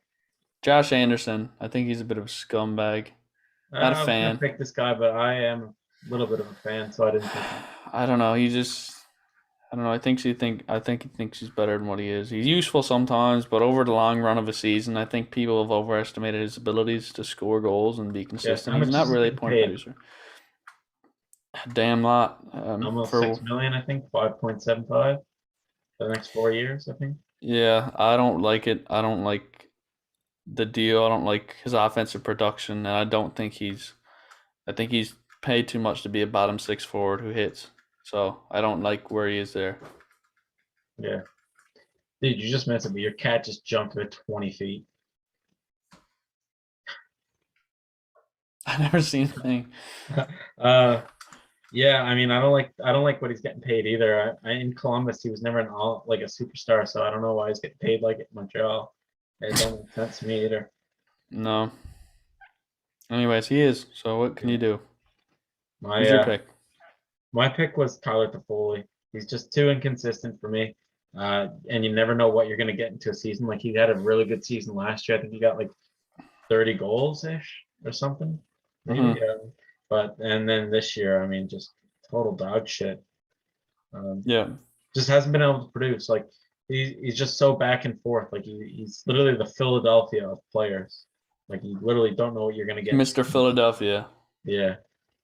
So I agree with you there. He is inconsistent. He's a really good player when he wants to be. Not necessarily when he wants to be, but when he's a really good player, he's really good. But when he's bad, he's kind of useless. Yeah, exactly. So, yeah, that's my pick. Nice pick. Move on to Nashville, buddy. Thank you. I got Michael McCarron here, first round pick of Montreal back in the heyday. That guy's still fucking playing? Yeah, he's playing with Nashville on the 4th line. He's absolute dog shit. Don't get me wrong. I had a hard time picking somebody in Nashville. I think Nashville, I like their players. I even though I don't like Ryan Johansson and Matt Duchene's contracts, this year they're kind of living up to that as a whole, as a group. They're playing better, so their contracts don't stand out. So I didn't feel like putting them there as overpaid because of the year Nashville's having in general. Yeah. So I chose Michael McCarron. I don't know. That's pretty much all I had to say. How about yourself? Yeah, I disagree with you there. I think Ryan Johansson is overpaid. I left Matt Duchene off this list because Matt Duchene's almost point per game, if not point per game. Like, Matt Duchene's having an unbelievable season, but Ryan Johansson is still struggling. I mean, he hasn't had a good season since like 2014. and he's paid better than 95% of the league. So, like, I don't know who gave him that contract, but that's a shit contract. And David Paul gave it to him. yeah, dude. I think last year in 56 games, I think he had like 14 points. So That's tough. not who you want to be paying $8 million to. No, And definitely this year not. hasn't been too much better. No, but I was just thinking about team success. That's why I found it hard. Yeah, he might be contributing to that, but Jesus, man, that salary is brutal. And I think he's getting paid until like 2025 too. So they got another like 3 or 4 years of the shit. Oh yeah. Well, poor David Poyle. Yeah, that's right. Who do you got on the New Jersey? I got Jimmy Vesey. I think he's half useless. I mean, New Jersey's trying to roll him in the top 9, top 6 consistently. It doesn't work out. You need a better player there. I think they need to upgrade their forward core. I think they need a player. They have a lot of speedy, young, shorter guys. I think they need a guy like a JT Miller type player there. I've heard the Connor Garland to New Jersey. Yeah, and he's a speedy young guy. Not young, but speedy smaller guy. I'd like to see a tough guy, a tougher style player who can play in a bottom 6 or a top 6 role. Maybe even a guy who's not necessarily tough, but just a different build of a player. Maybe a guy like a Riley Smith from Vegas, a different feel. Maybe a more defensively capable, a different. Because they have a lot of the same players. I mean, Jesper Bratt, Michael McLeod, Sharon Govich. I mean, Hughes. A lot of these guys some are better than the others, but I mean, they all resemble the same game style. Yeah. So I'd like to see a little bit of a mix there, a different veteran, tough guy. Not tough. He's not a tough guy, but he understands how to play the game the right way. He's not necessarily just all skill. That's my answer. So yeah, not much about Jimmy Vesey there. I just think he's shit, but yeah. I picked Dougie Hamilton here. He just honestly, he just seems like a bad guy to have in the room. He doesn't seem very coachable either. Like he's been like through like 3. He's kind of like a Tony D'Angelo, except less racist and less an asshole.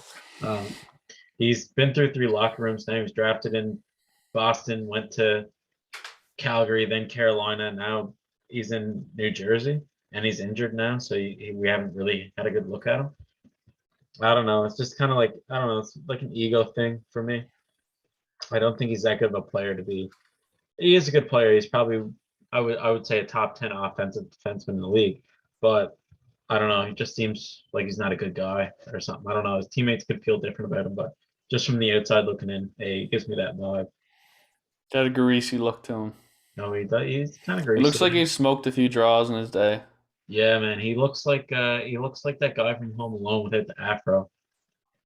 Yep. He looks like a young fucking whatever that guy's name is. Yeah, he smoked some draws. 100%. Yeah. Who do you got on the Islanders? A player that I actually don't mind. I don't think he's a good fit for this team. I think they thought they were getting more, and when he got there, he didn't really provide it. As John Gabriel Pageau. He's not having a great year. He didn't really have a great year last year offensively. He's not providing a spark to this group like I think they thought he would have when they signed him.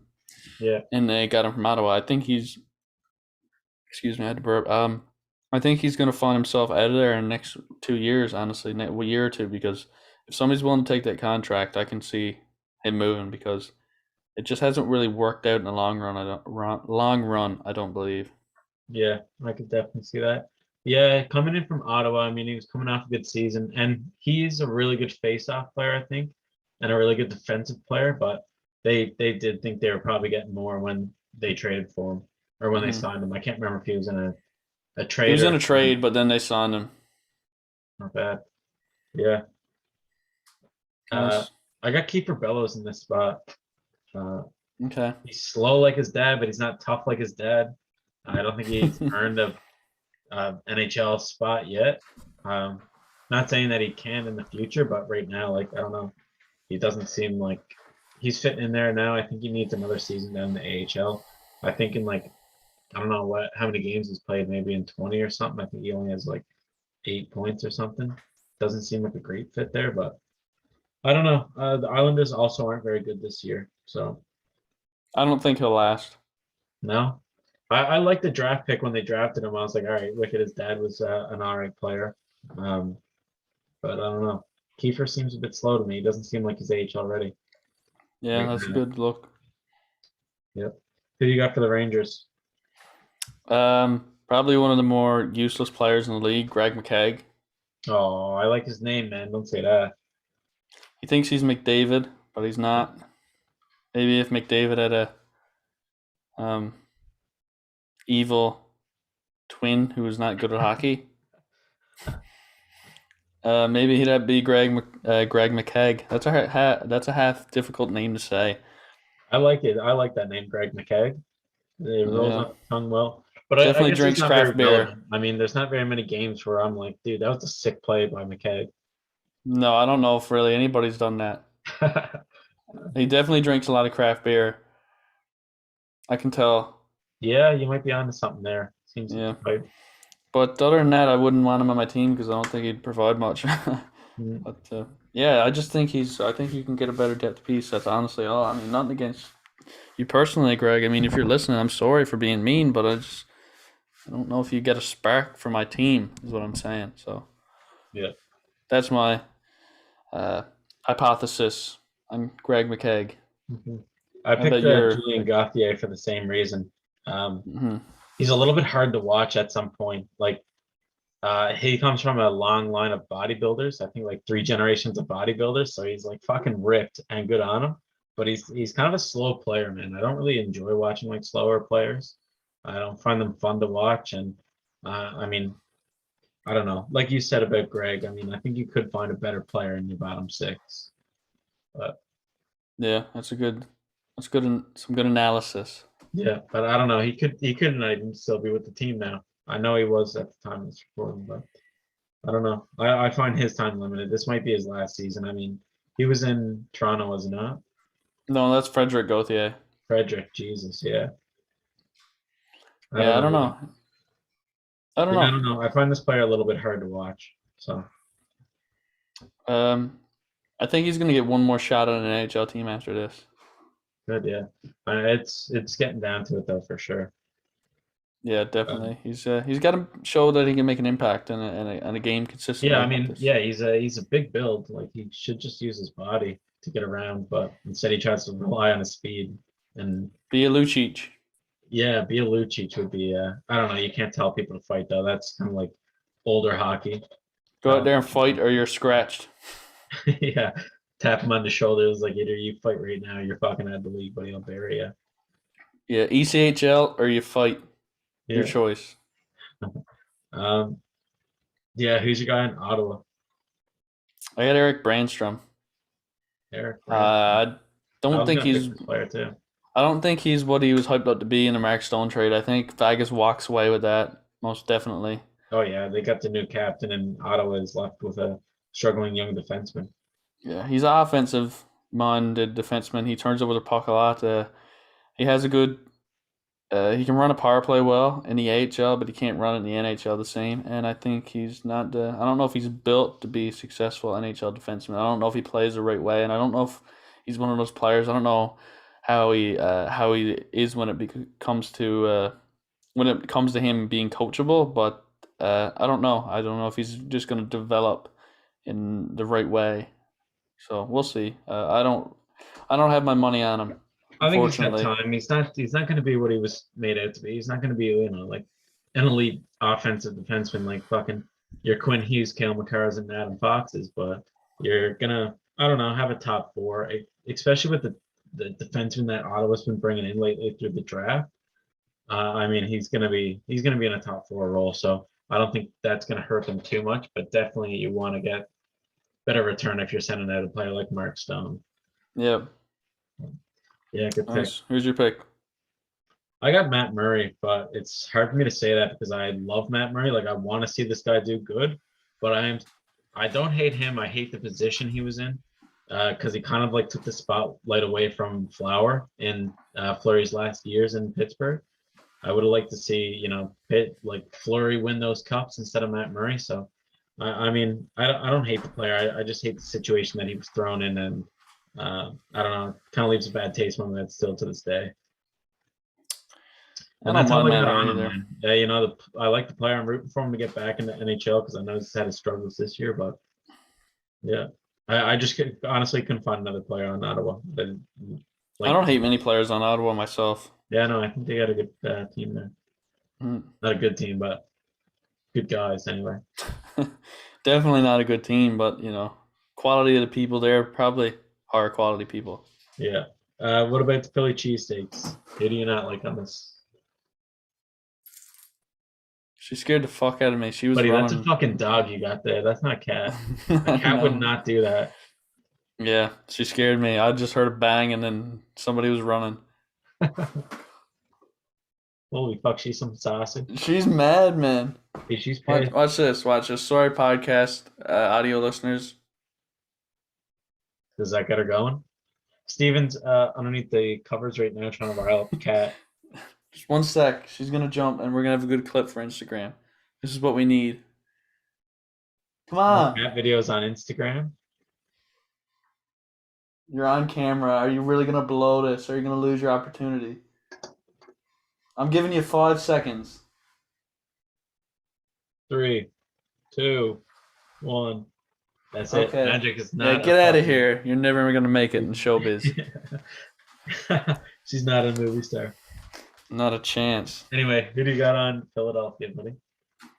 Ristolainen. I could have chose pretty much anybody on Philadelphia, but I chose Ristolainen because I think he was high elite in an NHL game, and he didn't really deserve it.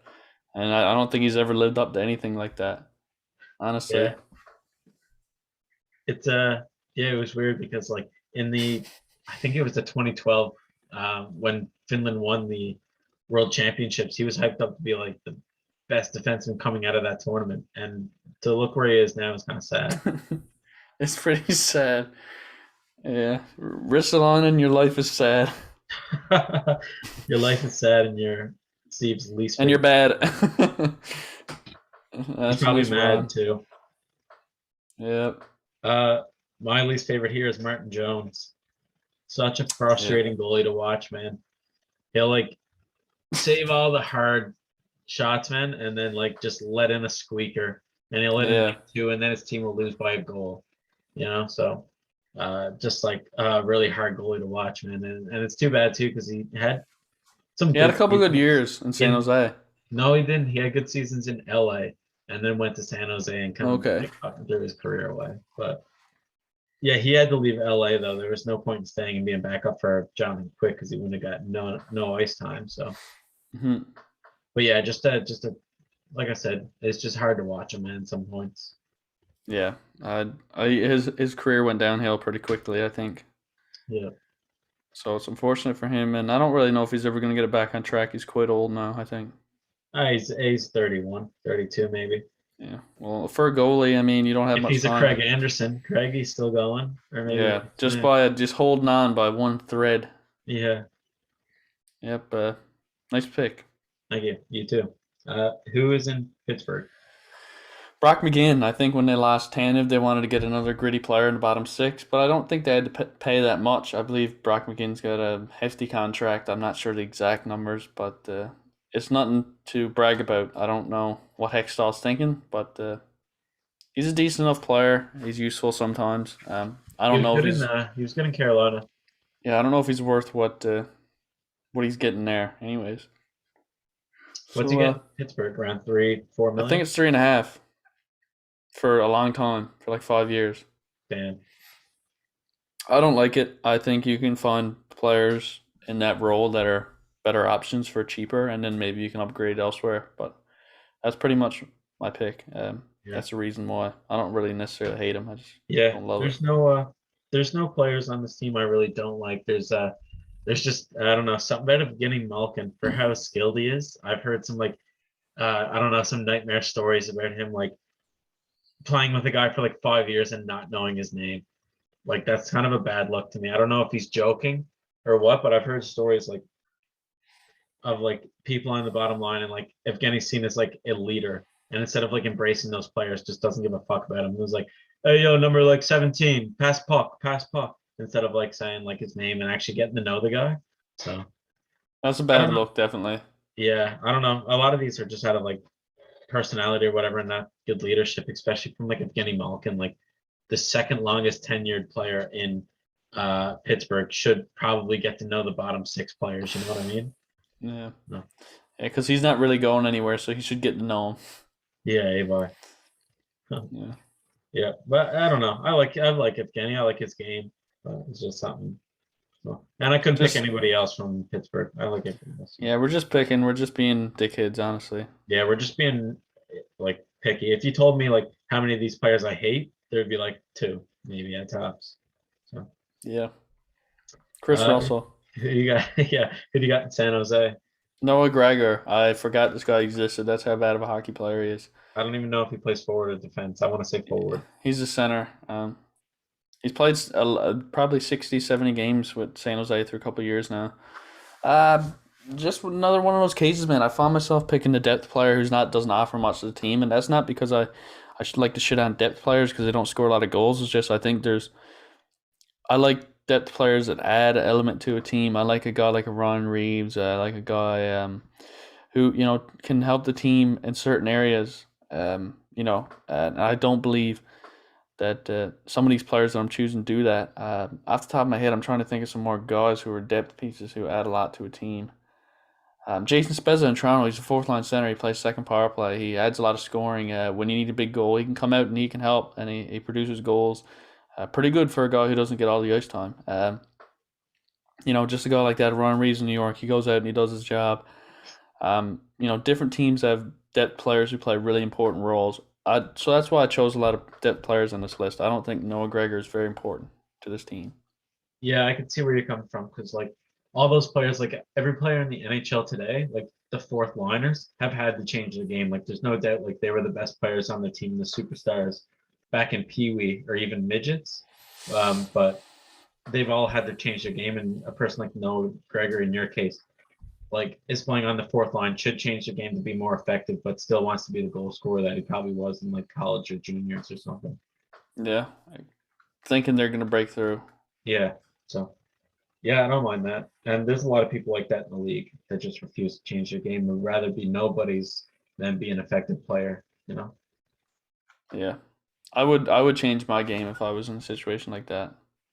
Yeah, man. That's I forgot to mention it, but early in the podcast. But did you see that Zach Cassian run over Sean Montembeault in Montreal? Yes, I did see that play. His helmet came off and everything, didn't it? Yeah, helmet popped off. Did you see any Montreal players stand up for Montembeault? I don't think I did. There was not one. Everybody just skated away from Cassian. How like even at like junior level, if someone runs your goalie, you fucking get that guy. Nobody touched Cassian. Nobody. That's a dick move.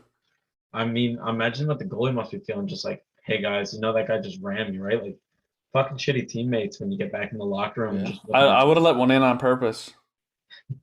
I would have. Well, it's no surprise that they lost that game, but I'd be pissed.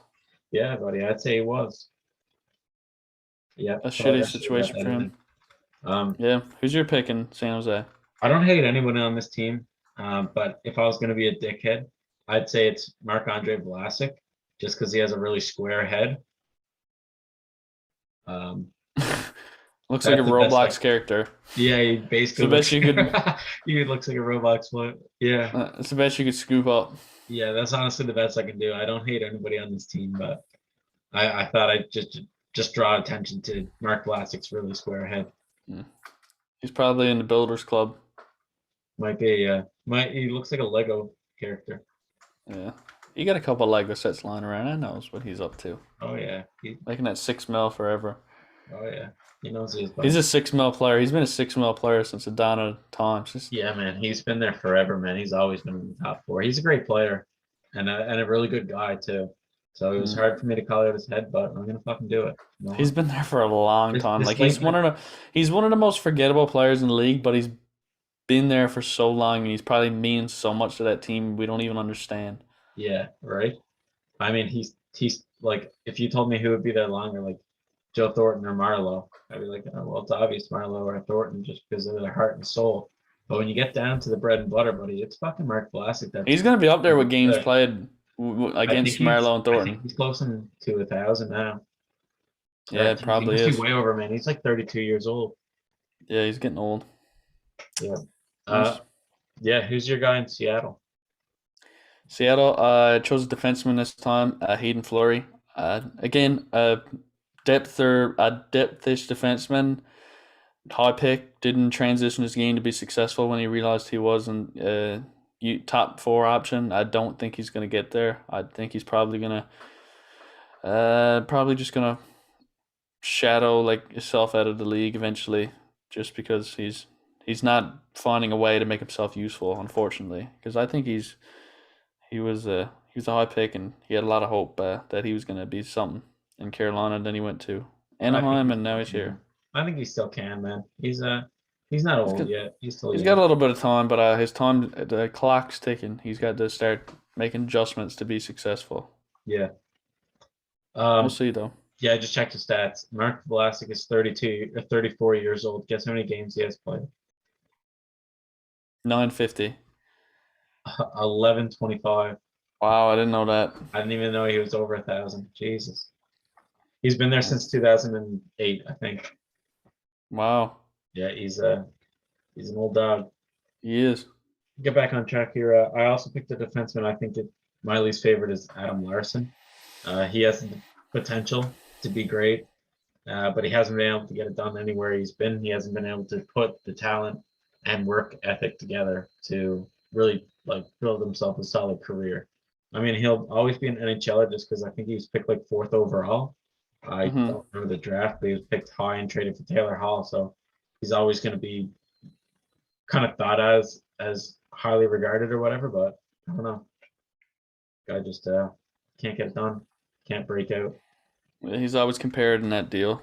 It's unfortunate for him, but Exactly. Taylor Hall's not doing too hot now either, so it's not even as big That's of a right. blockbuster as it once was. He's doing better than last season.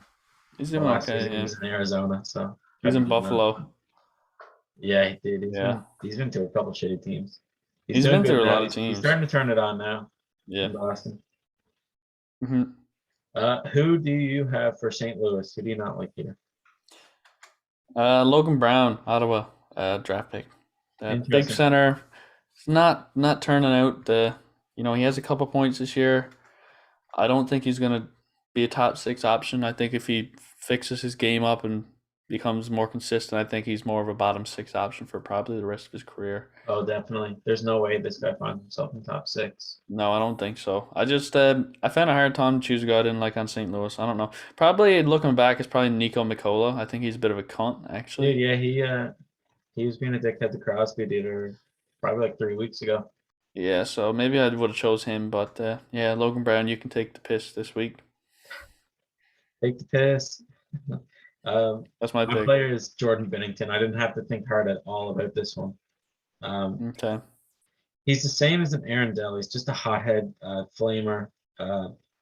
Like he gets involved in places where he has no reason to. Like he'll have a shit game, get pulled, and then just like chirp the entire opposing bench and try to fight the other goalie. Like I don't know. There's sometimes where like you just got to grow up and be a little bit mature than that. You're at the highest level. You're a role model. You can't be doing that kind of thing.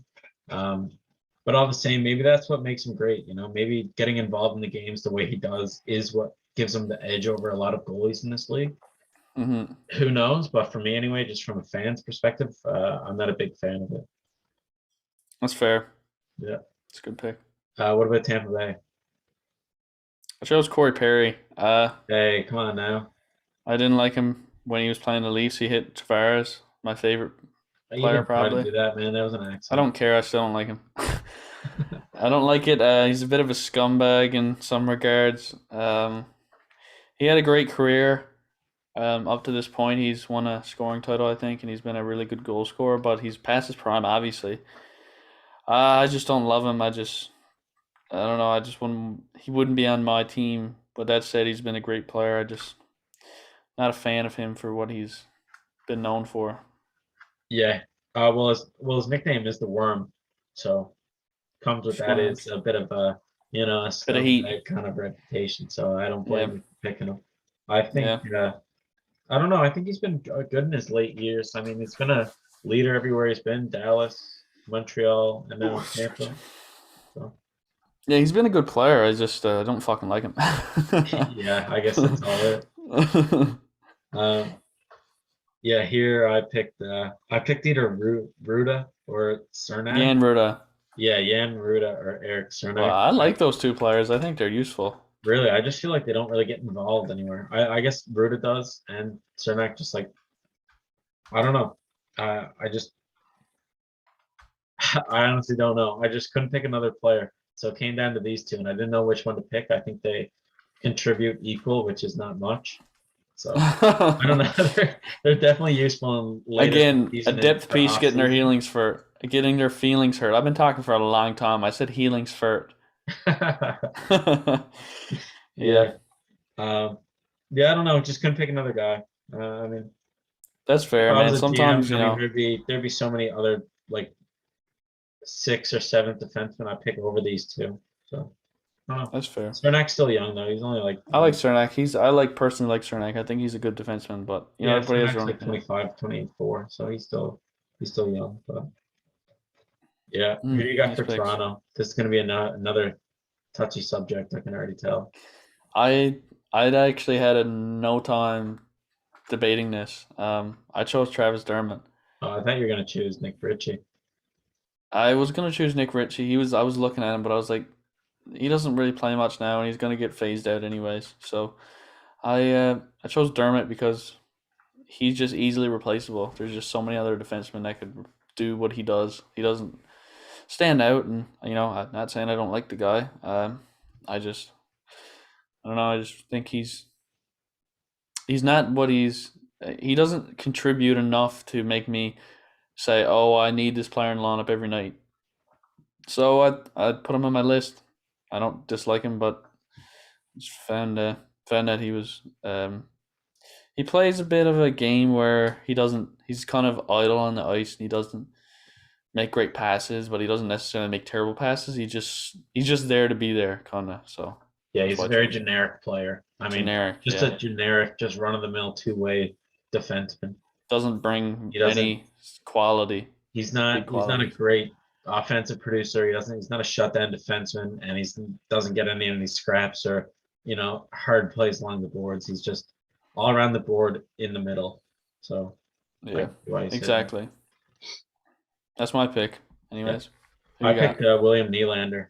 I thought he had a really bad attitude when he was holding out. He's a bit cocky, or at least in the beginning of his career. I'm starting to be more of a fan now that he's at least like paying out like what he's getting paid. I feel like he's pretty good value right now in the season for what he's doing to what he's getting paid. But when he was holding out, that just left like a sour taste in my mouth. Just like I don't know. I thought he was being like overly cocky and overly I don't know. Just like I'm gonna get paid what I want, and I don't give a fuck. Even though it was like his like second year in the league. So, That's a fair pick, man. I didn't really appreciate that. I mean, he's coming around. I mean, now same as Marchand. I mean, those two players are like I'm you not a guys said, like lover. 2 years ago. I would have been a lot more. I don't know, salty about it. I'm not But a lover of Nylander myself. I think he has his moments. He's very hot and cold. I think. Um, in terms of weeks, I have a hot week, I have a cold week. And my grandfather doesn't really like him. He's got beef with him for some reason. But yeah, he's definitely a replaceable player if they had to make changes. Although I wouldn't want to see him move because he does score goals and he is skilled. Um, you know, you get to wean people out eventually. yeah, for sure. Yeah, Who's your guy for Vancouver? I chose OEL. Yeah, I can see that. Just doesn't bring much. I mean, he's had a shitty year. Hopefully, he gets it together. And I've liked OEL when he was in Arizona. As a Vancouver Canuck, I'm not a fan, and that's pretty much all I get to say about OEL. Just not a fan of him in a Vancouver jersey. So I up to was a this huge point, fan of him in an Arizona jersey. I loved him in Arizona, but he kind of trailed off. yeah, definitely. That's all I really get to say. I just love him in Arizona. Don't really like him so much in Vancouver. Yeah. I chose Tyler Myers here. I don't know. I don't know if it's just because he's really tall. I know he's really passionate about the game, but it's I don't know. He seems a bit lazy at some points with me. It might just because where he's so big, he's not mobile enough to be a really, I don't know, quick player. But I don't know. I Yeah, don't. I thought Wait, about Myers, but he was having an okay season. He hasn't been a reason Vancouver's losing, so that's why I didn't pick him. yeah, for sure. And no, he's. I pick him to be on my team, but just like Not that cap hit. I don't know. Yeah, it's a combination of things. Like it's a lot of overlap and like just like I don't know. He plays a little lazy. He doesn't mind getting in fights though. Is the only thing. So I definitely keep him. I remember when he was a hot cookie in Buffalo. Like you thought like, oh my God, they got fucking Ristolainen and Tyler Myers coming up on the blue line, biggest blue line, and really good skaters and everything. And then they both just kind of Yeah, dwindled yeah. down. Hopefully that doesn't happen to Darlene and Power. Hey, boy, imagine. Holy fuck. Yeah, but time will tell. Yeah, that's Nice right. pick. Thank you. Who's your pick for Vegas? I chose Laurent Brossoit because he's got to replace Fleury, and nobody wants that job, and I don't like how they handled that. And Laurent Brossoit's okay; he has good games and whatnot, but he's not Fleury, so that's why I don't like him. He was a decent backup, I guess, in his time in Winnipeg, but Yep, I don't know. Those are really big shoes to fill. You're right. extremely. Yeah. Uh, at this team, I picked Evgeny Donata. I find him kind of a little bit with an ego too. I feel like he's a decent player. I don't hate him, but I don't know. I I don't looked like at him. him. It's kind of just like it's just kind of one of those things where it's like I don't know. I go either way on him. He's got a pretty dirty cap hit for what he's producing this year. Anyway, he hasn't been a standout player. No, I think he's around 20 points. No, but yeah, I guess that's all you can expect. He's playing like third line time, so that is Hmm. what it is. What about Washington? I chose Evgeny Kuznetsov. I don't like the fact that he got caught doing drugs in the media. I I don't do. know. That's my favorite thing about him, actually. Okay. Coke I Santa. think it's a bad look for the game. Yeah, no, it is. So and he seems like he's a bit of a cunt. I don't know. I just looking at him. So Do you like I his don't know. Birdman Sally? I do. That's the only thing I like about him. Oh, I like that Sally. Yeah, it's It an gets alright under guy. the skin of some people, so that's cool. Yeah, Yeah, I just don't really like him. He's a really good player. I think he's got 45 points in 44 games. But doesn't give me a reason to like him. Doesn't give me enough of a reason, I should say. sure. Yeah, good point. That's pretty much my only explanation. I Yeah, like other players in that team. that's a fair one too. What about You you? got the right to that opinion. I chose Garnet Hathaway, even though I do like the player. He fits in on the fourth line, and a lot of people on that team really like him. Do you remember that incident where he spat in the face of Branson? I don't really. He was in a scrum and he just blatantly spit right in the face of Branson, and Dude, I don't remember that. really did. It was not a good look for the league, and a lot of people were upset. Wow. Did he get suspended? Oh yeah, I think he got suspended like 2 games, 1 or 2 games, but I Wow, I don't know. don't remember that. You just don't treat other hockey players like that. Like I don't care how pissed off and in the game you are, like to spit on another person, and especially like in their face. Ultimate sign of disrespect and just like a That is low class player. disrespectful, yeah. Yeah, just like ultimately low class. Yeah. I I never thought about that incident, so if I did, maybe I would have chosen.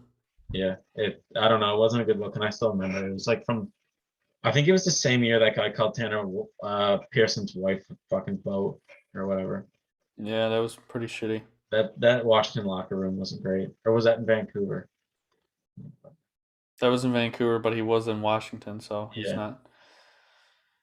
Yeah, I don't know. He's Just not. I'm not a good look for the league. Washington doesn't pick a lot of quality guys in a way. Apparently not. No, holy fuck. No, they just pick a bunch of guys who can help them win. Yeah, and do drugs. Yeah, pretty much. What about from Winnipeg? Yeah, I chose Nathan Beaulieu, and he shit on the Leafs once publicly, and that's why. What'd he say? Yeah, I don't know. He said like they think they're better than what they are, and they're only just a bunch of overpaid bums. Pretty much, I feel like he said Jesus. that once. Not exact. Not that's not a direct quote, but he said something along those lines. So I think he's a fucking dickhead, and he's not even a good hockey player. So it doesn't matter because he's never gonna. He's just gonna be in the KHL for a year, and then he's gonna get kicked out of there. So it doesn't matter. I don't mind him. I think I don't know. I think he has potential to be, I don't know, top four in Winnipeg just because they're a bit weak. But Oh fuck, man. He's not on my top four. man, we'll see. Yeah, no, I don't know. I didn't hear those comments. I might have faintly heard them, but I can't remember now. My guy I in believe it was in the Winnipeg. off season too. It was this off season. It was in the off season. I think it Oh, was like 2 years ago. I just still oh, remember Jesus. him talking shit. So Still salty. yeah. Yeah. My player here is Christian Vesalainen. Just for the same reason as Rasmussen. You know, I got my expectations up too high for this guy, and he just hasn't been able to produce at the NHL level. I think a lot of it comes down to he just didn't transition well to North American ice. He just had too much, I don't know, too much room in Finland to kind of get around players, but he hasn't been able to get It's a around. different game, man. It's a different Yeah. game. Yeah, he's a bit slow too, but yeah, I just thought he was going to be a lot better. He Nothing was a pretty against. high pick. Yeah, he was. I can't remember how high He was went first on, but round 100%. oh, he was ninth. He was in the top 10. Yeah, so that sucks for Winnipeg. You don't want to Yeah, miss those picks. exactly. Nothing against his character though. He's Yeah. probably a good guy, unlike some people on this list. But yeah, just wasn't able to get it going right now. Anyway, he might pick it up in the future. Yeah, Winnipeg's got to stop picking Finnish guys top 10. I mean, Laine got shuffled out pretty quick too. So Yeah, right. Holy they got to fuck. start drafting some good old Canadian kids. Perfetti. Yeah, they made a good choice there, I think. I think he's going to be a really good Oh player. my God, they got a Finnish defenseman too, Ville Heinola. Yeah, Geez, he might be fucking shipped out too. yeah, he's a couple years he's fucking eating dirt Oh on yeah, the way back to Finland. if he Not makes a it cent to there. his name. Not Yeah, that this was a very hateful podcast, Stephen. I got to go like pray or something now. Yeah, I know. I feel like I don't know. Gotta go repent. Yeah, I mean, I feel like an asshole. I mean, I feel like I owe some of these players an apology. Like I honestly feel like DMing like Trevor Ziegler or something like, man, I don't really hate you, man. I just want to see a Red Wing win a Calder. That's all. I think you'd understand too. I would apologize to everybody except for Chris Russell. Yeah. No, you've got nothing to be sorry for there, man. No, okay. Thanks for the reinsurance.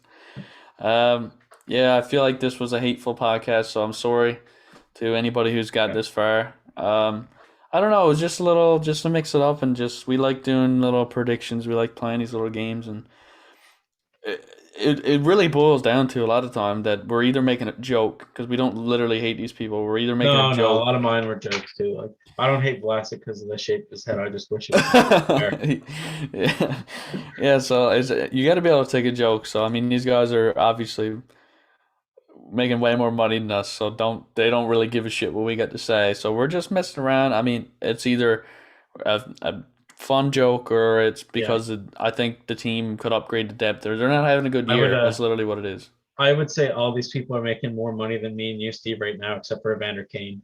He's got negative money, so I think we are making more than I think we're set there. Yeah. Yeah. But as soon as like he plays like 3 NHL games, I think he'll pass us again. So Yeah, probably. we'll see. Oh well. All Maybe right, maybe YouTube will blow up. yeah, that's right. All right, This video Steve, blow up. you wanna sign us off? Tell the folks where they can find us. Yeah, you can find us on YouTube at Hockey Tank Podcast. You can find us on Instagram at Just Hockey Tank, and make sure to go check out those social media pages. You can find us on all podcast streaming platforms: Apple Music, Spotify, and on the internet at Anchor.fm. So just go look us up there. Whatever you're listening to us on, we're trying to grow the YouTube channel. We haven't been very successful yet, but we're staying persistent. We're gonna keep uploading. At a schedule of 5 to 10 days between episodes. We're gonna keep pushing them out, and hopefully one of them breaks through. So get us a follow on Instagram as well, and just slowly hoping that we're gonna break through. So we'll see how it goes. Yes, sir. Couldn't have said it better myself, Stephen, buddy. Thanks for taking your time to listen to us, folks. Like we said, please show us some support online. We're itching to start talking to you guys. We're getting a few comments. We've got a couple comments on the YouTube videos, and they're fun to reply to, and the people have been nice. So yeah, just any support is very welcome at this point. So yeah, consider it. Have a All good right, night, guys. everybody. See you next week. Take care, everyone.